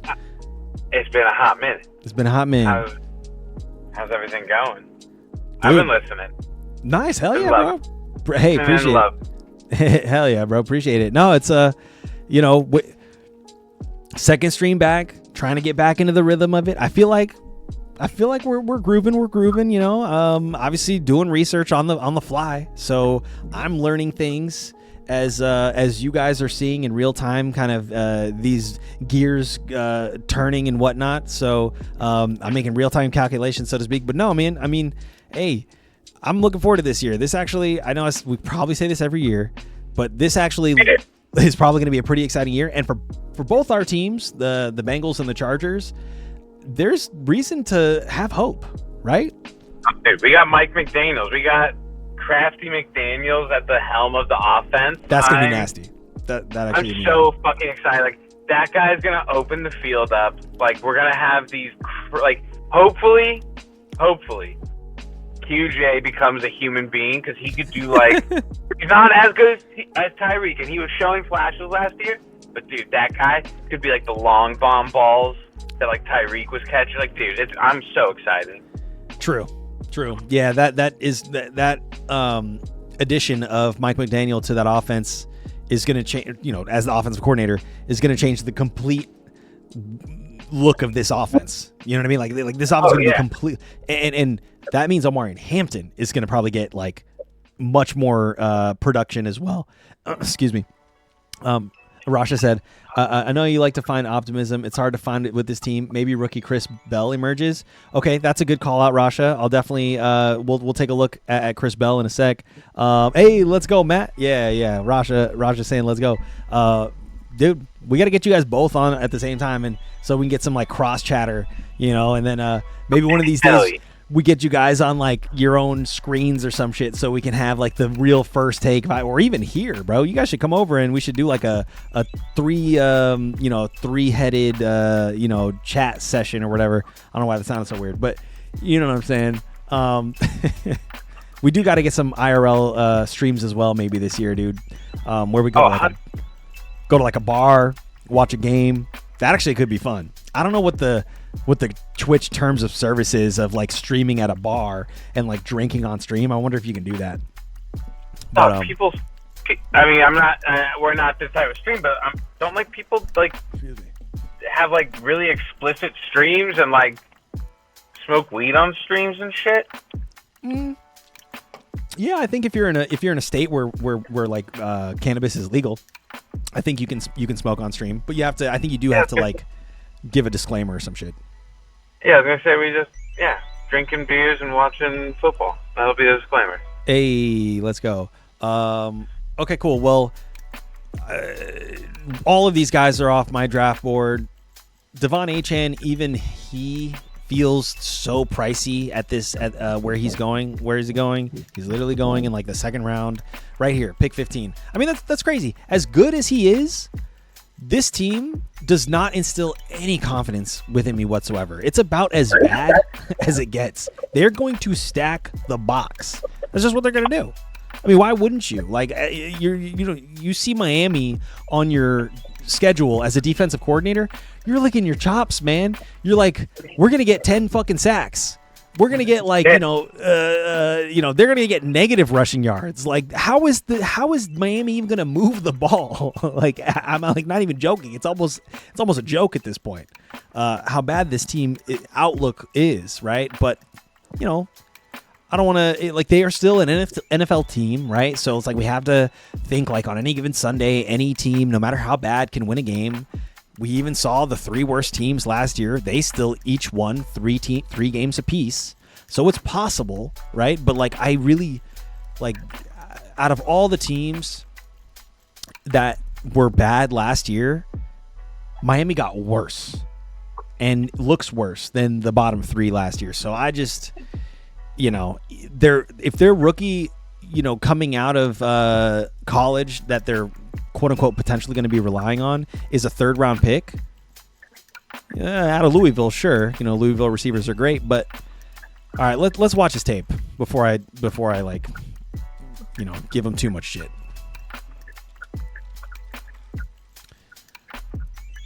Whoa, what the fuck was that? That's weird. Nice. All right. We're going to watch his highlights. That sounds like a blast. Yeah, hell yeah, dude. We should do it. Willis has such a small sample size, he may take off and run instead of checking down to Achane. That's a good point as well. So I'm so off of Achane. Like, I'm actually so off of Achane right now. Like, looking at their depth chart, looking at where Achane is going, there's no fucking shot I'm going to pick him up where he's going. Like, I'm just not. It's just, you couldn't pay me to do it. So even, again, as well as Achane played last year, and even though I am an Achane dude, this is too high. He's going as a running back 9. He finished as a running back 5. I don't even think he's going to crack the top 10 this year. I just think it's going to be really tough sledding, and that's assuming he even stays healthy the entire year. That's assuming he stays healthy the entire year, right? But yeah, that crapshoot. He hasn't done it the past 2 years.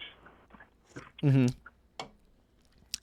Well, actually, did he miss time last year, right? He missed time? Yeah, he missed a little bit of time. Last year he actually played 16 games, so I guess he missed one game. He did miss the last game. Actually, he played all 17 fantasy relevant games. Did he? Yeah. Oh, never mind. But the year before... No, sorry. It was Tank Dell that I was thinking of. Oh, you're thinking of Tank Dell. Yeah, no. Because he got hurt at the end of the first season and then got hurt again last season. Yeah, so sad. Ugh, so yeah. Heartbreaks for Tank Dell. But yeah, no, Achane. Sorry. Small and quick in the NFL don't usually mix. But yeah, no, Achane has had back-to-back years of essentially playing every relevant fantasy game, and has finished as a top 6 running back in both of those seasons. But so, that was like, Tua didn't look like Tua looked awful last year. Tyreek obviously got hurt. Jalen Waddle is meh. I mean, I just don't see a fire in that team, and they lost Mike McDaniel.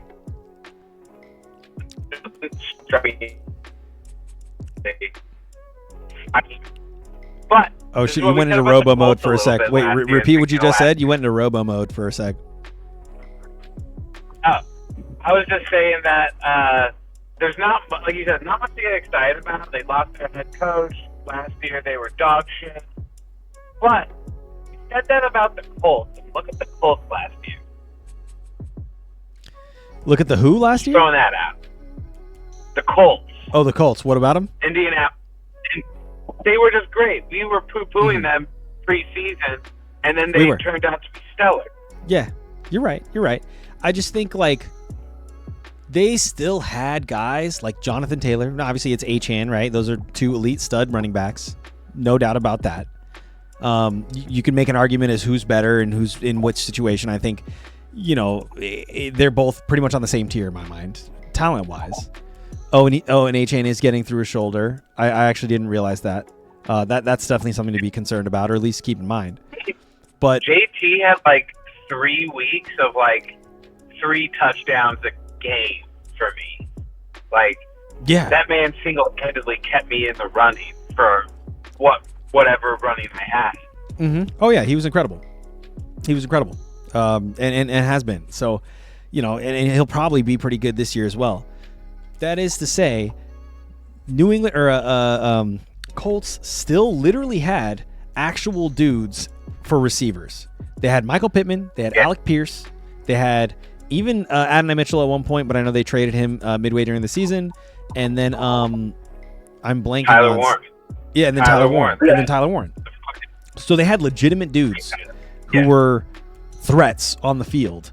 And then Danny Dimes was legitimately able to get the ball to those guys and also kind of was a threat on the ground himself. So, like, I think the offense, even though, like you said, we were poo-pooing them a little bit and we maybe didn't have as much faith in them as we maybe should have, or that they proved to us that they earned, the Miami Dolphins do not even give me a modicum of that vibe.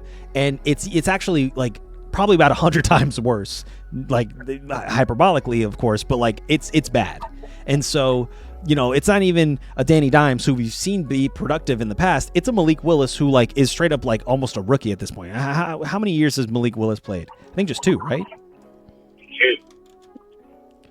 Let's see. Or this will be his second?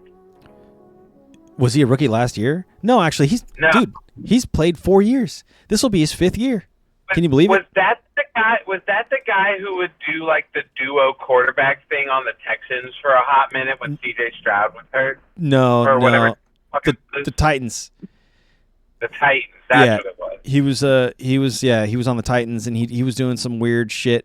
Like he would do the runs, and the other guy would do the passes and shit like that. Exactly. They were trying to do some like Taysom Hill stuff, with him. But to Rosh's point, he's a rusher, right? He do rushing. So he do that. So there may be moments where if he's like, got to scramble and take off, he's probably going to opt to hold it himself and get a couple yards on the ground instead of dumping it off to Achane, which, I don't know really what the coaching staff is going to want him to do in that scenario, but like, I guess it's just kind of a wait and see. But man, does this not look like a good scenario at all on paper? And I'm just avoiding the Dolphins, I think, completely this year. Maybe to my own detriment. I'm sure there's going to be someone on this team who pops off. Like, it might be Chris Bell. We were looking at his highlights here. Pretty good. Nothing crazy, nothing like world-beating or anything like that, but he looks solid, right? I don't know if it's going to be him, but like it could be Tutu Atwell, who might be like a guy who's their deep threat. Again, we've seen Jalen Tolbert kind of have flashes in the past. Is it going to be the Malik to Malik connection? It's a fucking crapshoot. So you're going to basically dodge all these guys. Maybe you picked up Achane, but he probably slid to like the 3rd round because people are nervous, like I am, about picking him up where he's going currently. And if you do pick any of those other guys up, it's probably going to be off the waiver wire because they surprised everyone and actually started doing something when literally everyone thought they were just going to be a nobody. That said, they're probably going to be garbage time heroes because they're going to be playing from behind in almost every single game. And that's the assessment on the fucking Dolphins. Yeah. But, all right, let's move on to the final team of this AFC East breakdown, the Buffalo Bills. So, a couple offseason moves here. They lost, and he's getting through. Oh, wait. Oh, we already saw that. I don't know why I keep seeing something pop up, and I'm like, oh, shit, a new chat. Nah. No. So, it looks like the Bills did lose. Who did they lose? Did they lose a wide receiver? It wasn't Diggs last year. Who did they have last year at wide receiver? Dude, they had nobody at wide receiver last year. Okay, so yeah, so I guess they didn't lose anybody. Instead, they just added DJ Moore, right? Who I think is actually a great addition. Yeah. Huge addition. So what do you think about DJ Moore? Are you kind of high on him now that he's off the Bears? We saw him be really serviceable with the Bears when they used him, but they just didn't use him enough. Do you think it was like a personality thing? I think Caleb Williams and Roma Dunze, they're young guys. They had a connection and they were building like, a vibe together. DJ Moore, dude, that guy is a seasoned vet. Like, he's now catching passes from Josh Allen. Yeah. I'm so stoked on his prospect this year. Yeah, no, I agree with you. I think it reminds me of when he first got to Chicago, and this was the first year in Chicago here in 2023, where he had 136 targets, 96 receptions for almost 1,400 receiving yards and 8 touchdowns. So that was his career high across the board. In targets, in receptions, maybe actually 2 less than his highest, which was 98 the following year, and I guess 4 less targets than the following year as well. But in terms of yardage and touchdowns, season high or career high across the board, and obviously he finished his highest in terms of a fantasy finish, where he finished as a wide receiver 6. Right, that was 2023. So this now is a little bit reminiscent of that year. Right, he comes into a situation where he's the clear number 1. I think Roma Dunze and maybe Luther Burden and maybe even Colston Loveland kind of muddied the waters a little bit in 2024 and 2025, as we saw DJ Moore take a regression in both of those years, it's not like he missed any time either. He played all 17 games. So, like, but his targets took a huge hit from 2024 to 2025. He had 140 targets in 2024. That dipped down to 85 targets in 2025. So clearly they just, I don't know, stopped wanting to utilize him. And yes, that was with Justin Fields. You're right. So that wasn't even with Caleb. So maybe there was a little bit of a chemistry issue with Caleb, right? Because just maybe, I don't know, like, again, they butted heads or just personality differences. Who knows the real reasoning, but he's out of there. He is now at the Bills. To Matty Boots' point, I think it's a great place for him. He literally is the guy here. So, we look at the depth chart. It's DJ Moore, then it's Khalil Shakir, Joshua Palmer. Keon Coleman is slotted behind DJ Moore on the depth chart because he didn't take a big step up last year like they were maybe hoping he would. And, Dalton Kincaid and Dawson Knox sure are still there at tight end. But, that doesn't really bother me in terms of DJ Moore's performance. Like, I think DJ Moore is going to get, pretty much average, 6 targets a game, which is good. Dude, that's good for me. They needed a reliable wideout because, you don't just, the tight ends weren't, they did okay. They were serviceable for sure, but, there was no Mr. Reliable to, help Josh Allen out. His guys were just never, it wasn't like Stephon Diggs or when he had, I forget who he had, but, now with Josh Allen having DJ Moore, I think everyone on that team gets a boost, to be honest with you. I think that because now you're not just focused on the one guy who had a great week last week. All of them are capable of great weeks at every position now. Yeah, no, that's a good point. Because it's true. Anytime you see a receiver like this, I'll say it's similar to I guess when Stephon Diggs went to New England last year, or rather, let's use the Bills. Let's stay with the Bills because I think that's a better comp. So when Stephon Diggs came to the Bills, he was definitely obviously the number one threat, but it did make everyone around him better. Gabe Davis had big games, right, where he was just getting open consistently. He had 1 year where literally he finished with 5 straight games with 100 plus yards and a touchdown or some shit. It might be a little over exaggeration, but he was almost that good.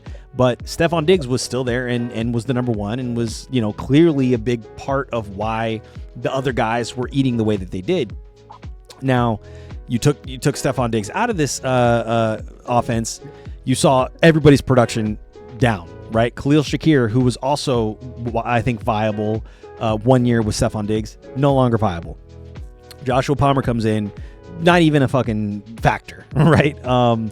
So just that offense took a big hit in the passing department, and maybe also Josh Allen is a guy who really spreads it around. He honestly, for as much as he maybe might throw, it's hard to really say who's gonna be the actual receiving threat that you want to target or start rather in fantasy each and every week. It's tough. Even Dalton Kincaid and the Dawson Knox sort of conversation, it's similar, right? You just don't know who's going to do what.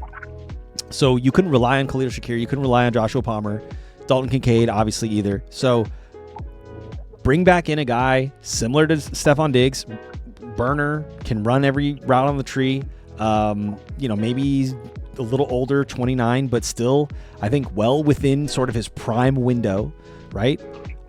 I'm with you, man. I like DJ Moore. Let's see where he's going in drafts. DJ Moore is going down here in the 7th round, right at the beginning of the 7th round, so pick 61. Value, right? Dude, you're getting him around guys like Christian Watson.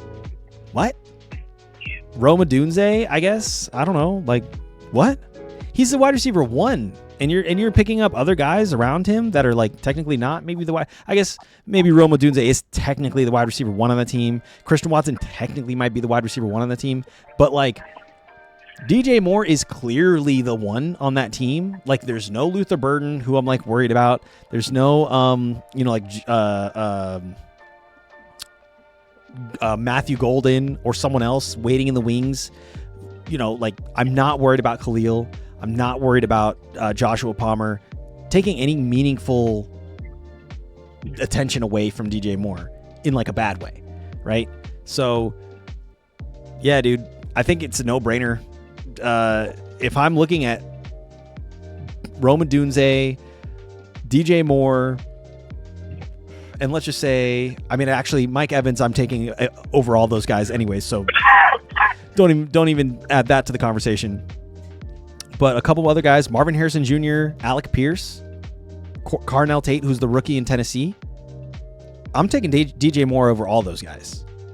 So if Jameson Williams and Mike Evans were taken,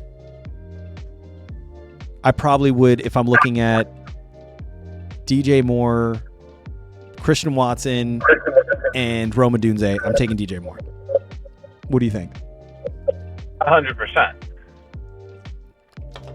That's what I like to hear. You brought up a funny topic. I was like, when you said like where people are taking him in drafts, I'm like, who the fuck is drafting right now?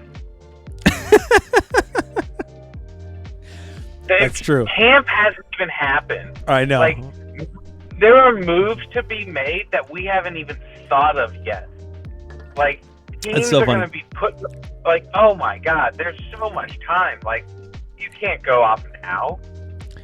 You know what it is? I hope people aren't actually doing their real drafts. I hope they're all just mock drafts. But I think it's like, it's the like hyper degenerate fantasy brain, that we're like conditioned to be just desperate for anything fantasy football related over the offseason, especially as we start getting closer to the season. So of course we're going to be just like in July, mock drafting, you know what I mean? Like that is pretty wild, but I have not mock drafted yet. I have not mock drafted yet this season. So, I will just say that, I have thought about it, and I did say maybe we'll do one next week. It still might be too early. I might wait till like first week of August, just out of principle, But yeah, that is funny. The people that we do see drafting. I hope nobody's actually drafting for their actual real team right now. That would be insane. Like, only do mock draft. If you're drafting, please let it only be a mock draft at this time of the year. That's just too early for anything else. Yeah. So yeah, DJ Moore sneaky value pickup for sure. I think he might actually rise a little bit in drafts as we get closer to the season. So just keep your eye on him. And then, we mentioned Khalil Shakir, Joshua Palmer, just for the sake of argument. I'm going to look up where they're going. Khalil Shakir is going in the 13th round or later, and Palmer is off of people's draft boards completely. So yeah, there you have it. Josh Allen, on the other hand, is the QB1 off the board. No surprise there. He's going in the beginning of the third round pretty much, or I guess the middle to the end of the third round. And what else can you say? He's Josh Allen. Like, he's gonna do his thing, and there's not much you can do about it. If you're playing against him, you're pretty much, guaranteed to be taking 25 plus to the face. If you're playing him on your team, then you basically don't have to worry about starting another quarterback for the rest of the year, because he's just going to get you 25 plus per game, right? Could put up a 40 burger each and every week. That's just how good he is. Again, what more can we say?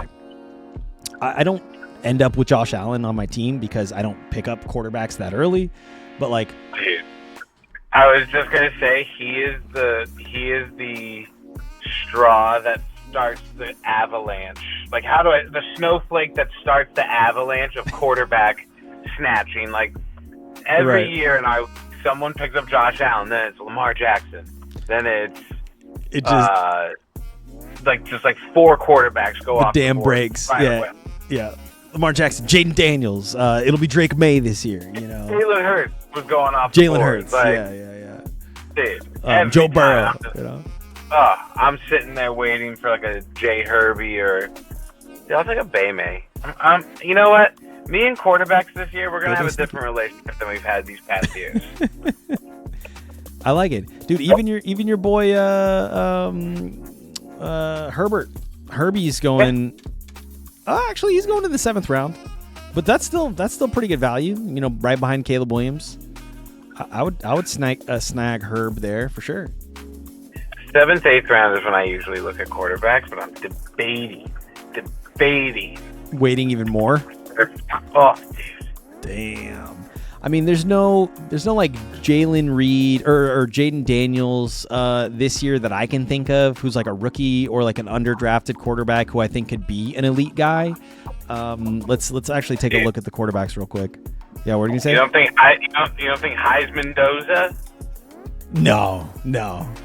He's not even going to be the starter to start the year. I don't think. I think it'll be Kirk Cousins until like week 5 or something like that, and then Mendoza might come in, the dozer. But no, it's just, where's he going? He's not even on people's draft boards. He's down here, pick 30, you know, or QB 30. So down here near Tua and Shador and Kirk Cousins. You know what I mean? Aaron Rodgers. So like, yeah, guys who I would never even think about unless it was just like desperado, you know, stream situation.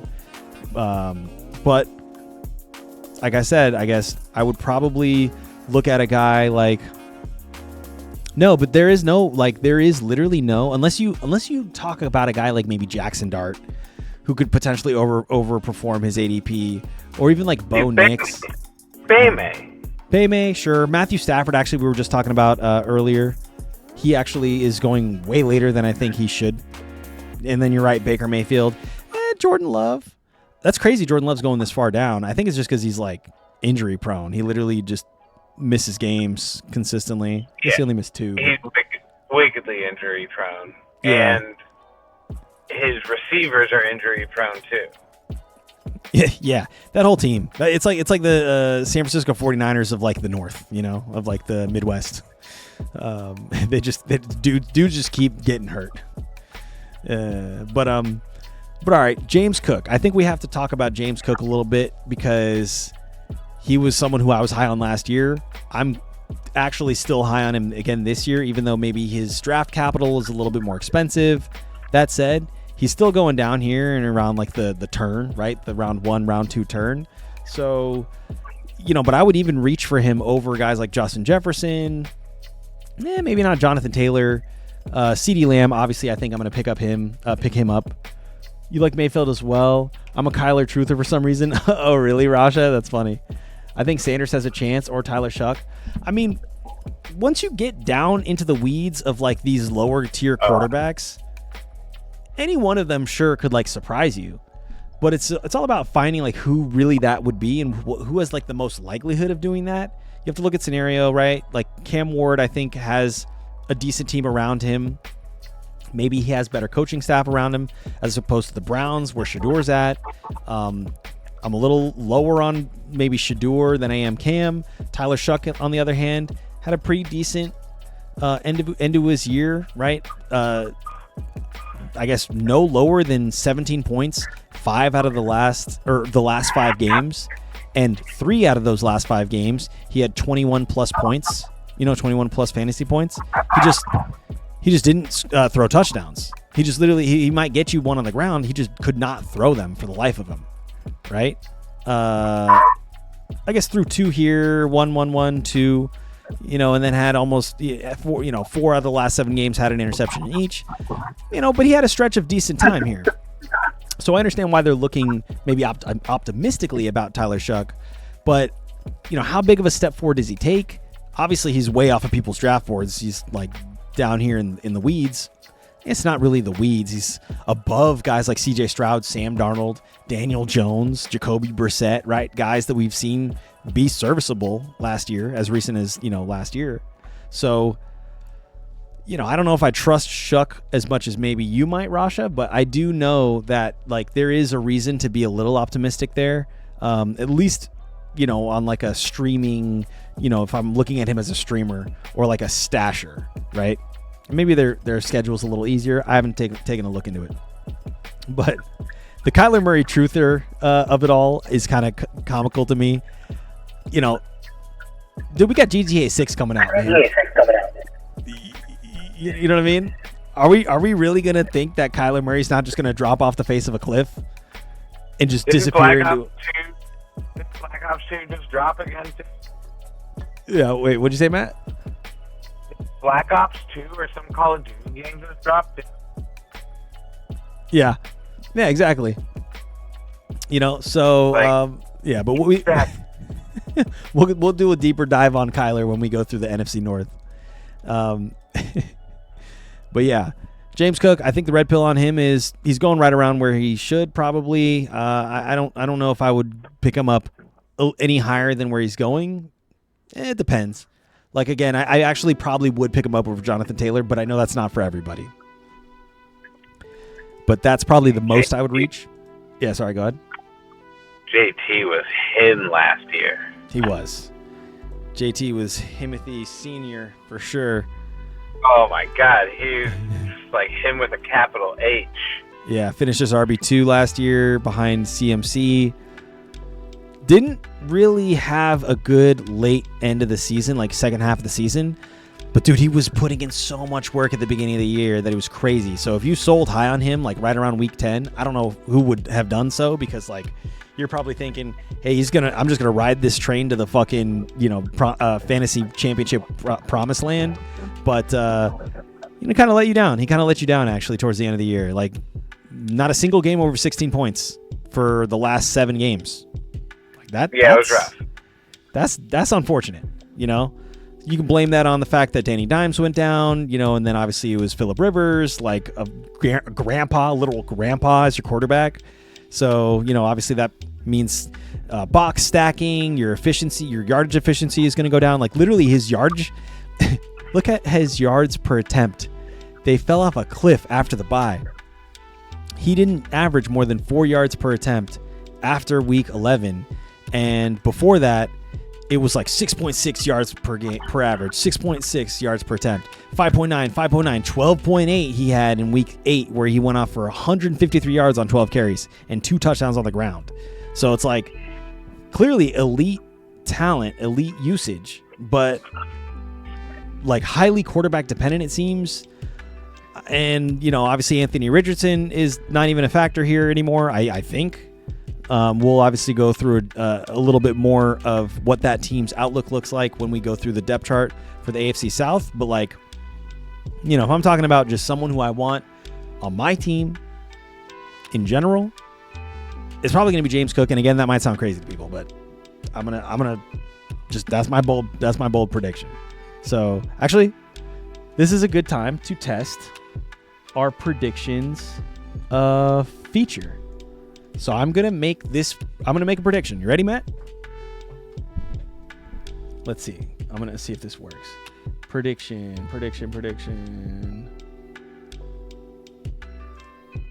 Oh, season predictions. Okay. James Cook. This is my prediction, right? James Cook will finish above Jonathan Taylor in fantasy points. Okay. In PPR fantasy points.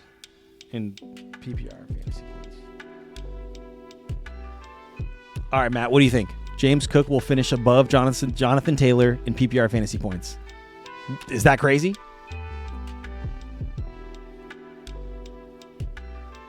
Did we lose Matt? All right, well, I'm pulling the trigger. Let's see what happens. I'm just as high on Cook, especially if some of the Josh Allen rushing TDs go to Cook. We saw Josh Allen score 16 rushing touchdowns last year. Do we think he's going to do it again this year? And that was with James Cook scoring 14.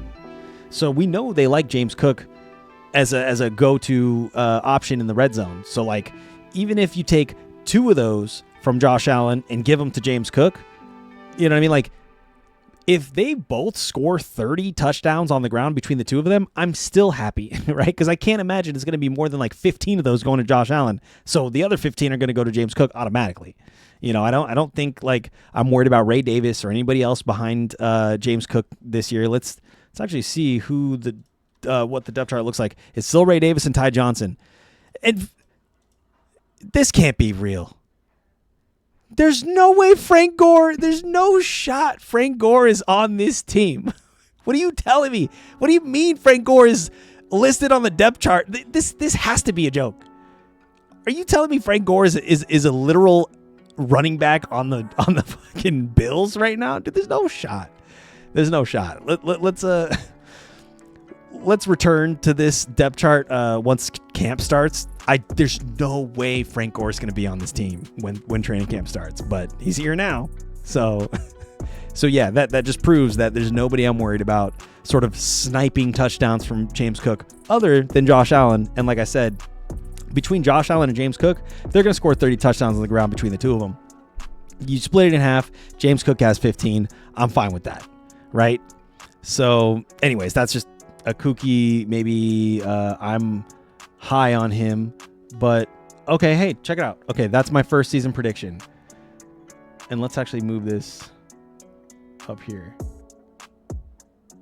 James Cook to finish above Jonathan Taylor in PPR fantasy points.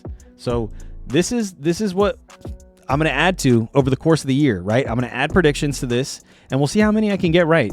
But this is, I mean, it's a bold take. It's a bold take, but that's why we want to track these, right? See what happens. Anyways, I think that probably wraps it up. Kincaid, I'll just say this. Where is he going? In the 10th, 11th round, that's a little too high for me. I understand why maybe people are like wanting to take a shot on him again. He finished his tight end 20 last year. He has had years where he finished in the top 12, right? His rookie year, I guess, was his best year, where he played 16 games, and he hasn't really played all 16 games or all 17 games in his career at all. So he does miss time due to injury. Last year also missed some time. So we'll see. When he's on, though, he's decent. But this is crazy. Tight end 11?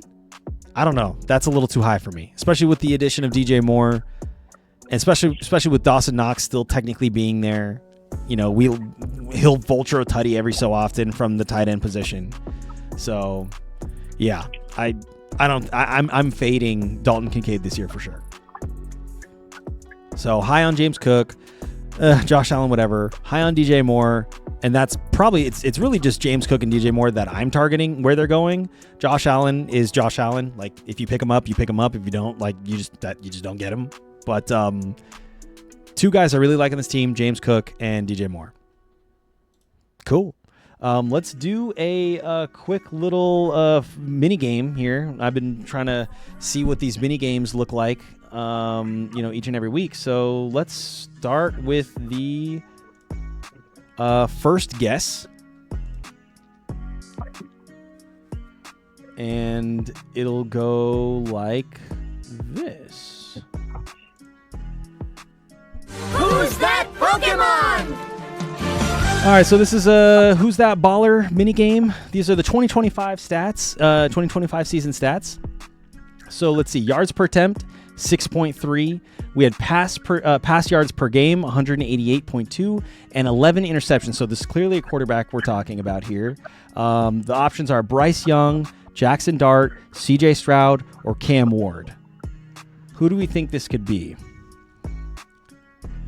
Low. One more time in the interceptions. 11 interceptions, right? And then only 188 passing yards per game and 6.3 yards per attempt. So clearly someone who struggled to pass effectively, but 11 interceptions isn't bad as long as they played all 16 games or all 17 games, I guess, right? It'd be nice to know how many touchdowns they threw. But I think clock's running out on the predictions, but get your predictions in. I think we got a little bit more time left, but if you're watching in the chat, feel free to predict anything. Let's see if anybody got it. Matt, I know you're driving, so you probably can't actually predict in the chat, but who do you think it is? Out of Bryce Young, Jackson Dart, CJ Stroud, or Cam Ward? 188 passing yards per game. I think that's the giveaway there. My gut is telling me either Bryce Young or actually a CJ Stroud. I'm gonna go with CJ Stroud. CJ Stroud? That's not a bad guess. You did have it. You did have it the first guess though. It was Bryce Young, and Rasha also guessed CJ Stroud. So that wasn't a bad guess though. Let's see what CJ Stroud's yards per game was. CJ Stroud passing yards per game, because he definitely didn't light it up this year. That's for sure. Let's see, passing yards per game, yards. Is it really not going to average? Give me his average? Come on, you're telling me average passing yards per game? In 2025, it was 217. So there's a little more.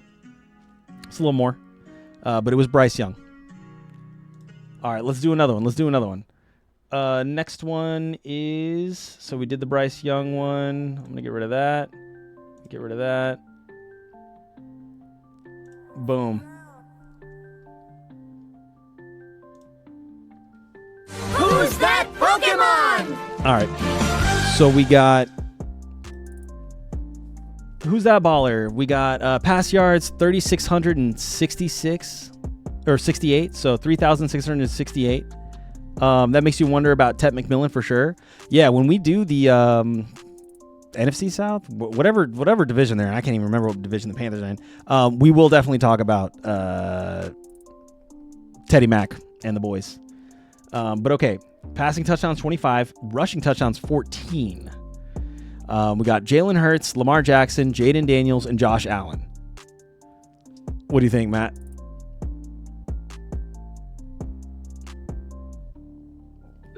One more time on the stats. 3,600 passing yards, 25 passing touchdowns, 14 rushing touchdowns. Jalen Hurts, Lamar Jackson, Jaden Daniels, Josh Allen. This is last year's stats. I know it doesn't say, but this is last year's stats. 14 rushing touchdowns. 14 rushing touchdowns. Rasha's guessing Allen. I feel Allen had more than that, dude. He had games where he had like 4 touchdowns, I feel. That's true. Ugh. Dude, Josh Allen. That's the Lamar Jackson. Okay. All right. Let's see. Yeah, Lamar. I'm going Josh Allen. It was Josh Allen. And the only reason why we're hearing Kendrick Lamar screaming is because nobody's actually voting in the chat, which is fine. But if somebody got that correct, we would hear a positive soundbite, right? As opposed to a negative one. But okay, nice. That's pretty good. Next one. Let's do one more. Let's do one last one. And that one will be this one right here. Who's that Pokemon? All right, so these are 2025 stats again. And we're talking about running back because we were talking about yards per carry. So 5.7 yards per carry, 1,800 plus scrimmage yards, and 8 rushing touchdowns. Who was this guy? Was it Devon Achane? Was it Breece Hall? Was it Jahmyr Gibbs? Or was it Bucky Irving?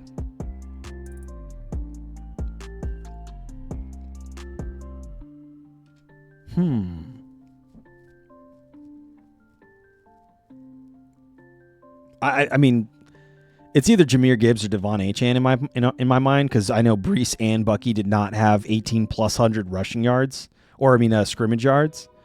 So that's who I'm guessing. Matt, any guesses? Okay, we lost Matt. Rasha, what do you think? Oh, I said Gibbs. Oh, you said Gibbs? Okay, we got Gibbs. Gibbs as a guess, and then no guess from Rasha. That's all right. All right, let's reveal it. Damn, it was Devon Achane. Gibbs is a good guess, though. Gibbs is a good guess. All right, let's do the last one, which is this one right here. Who's that Pokemon? Okay, we got 176 carries. This is last year's stats. Rushing yards 740, 4.2 yards per carry. Was it Tyrone Tracy, Braylon Allen, Kamani Vidal or Ray Davis? This one, I think this was like a trick question. 176 carries is decent. What's up? Vidal. You think it's Vidal? Did Vidal have like a stretch where he was starting? Because like, yeah, because Hampton was out for a while. Oh, I guess you're right. Yeah, I guess that's not a bad guess. And then when Hampton came back, he was still very like low usage. True. Yeah, it's either him or Tyrone. Rashi, you couldn't find out how to vote. It's in the chat. It's literally in I don't know if you're on your phone or whatever. Okay, Rasha's guessing Vidal as well. All right, let's see if either of you guys are right. There's a little option that comes up. It's multiple choice, and it says like guess or predict. I think it's a prediction. You press that, and then you can even bet like channel points or whatever, which like are just, I don't know, they're just free. Like you can use them to like highlight a chat or something like that. A chat post. But either way, that's how you would vote, right? So let's see what the answer is here. Bruh. Okay, so it was Tyrone Tracy, dude. It was Tyrone. I knew that was a trick question. You would think it was Vidal because of the time, but Tyrone Tracy also had to step in for Scatterboot, right? When he went down. So that's right. When the Devil and Sword went down. Yep. Yeah. Right. Exactly. Dope. Okay, nice. All right, so we got our first prediction of the year, right, which is James Cook is going to finish above Jonathan Taylor as in full point PPR fantasy. So let's show that one more time. That's a tie prediction. That is such a tie prediction, I know. But hey, I'm sticking with it, man. I'm sticking with it. I know it's bold, but that can't make me change it. This is the time to make those predictions. It's July, man. You know what I mean? I can appreciate it. Of course. You got to make it exciting somehow. You know what I mean? We're talking about football, and we're not even going to see a snap until for another fucking 10 weeks or whatever it is. So, or maybe 9 weeks at this point. I don't know. We're getting close, but yeah. Either way, we're still a ways out. So, gotta try and liven up the convo with some bold takes. And James Cook above Jonathan Taylor, fantasy finish. That's pretty bold take, but I think it could happen. So, anyways, I think we'll call it there. Good stream, long stream. Definitely covered a lot. But if you are just now joining, feel free to rewatch the VOD. This will post on Twitch and YouTube. Just anywhere really that I'm around, you can probably find it. And so yeah, but. Thanks, Matt, for jumping on, bro. Quality stream, bro. Yeah, we'll have to get more of these in with you jumping on, man. Seriously. And then obviously we'll get Rasha on next time too, potentially. But yeah, next stream will be Friday at 3:30 p.m. Pacific.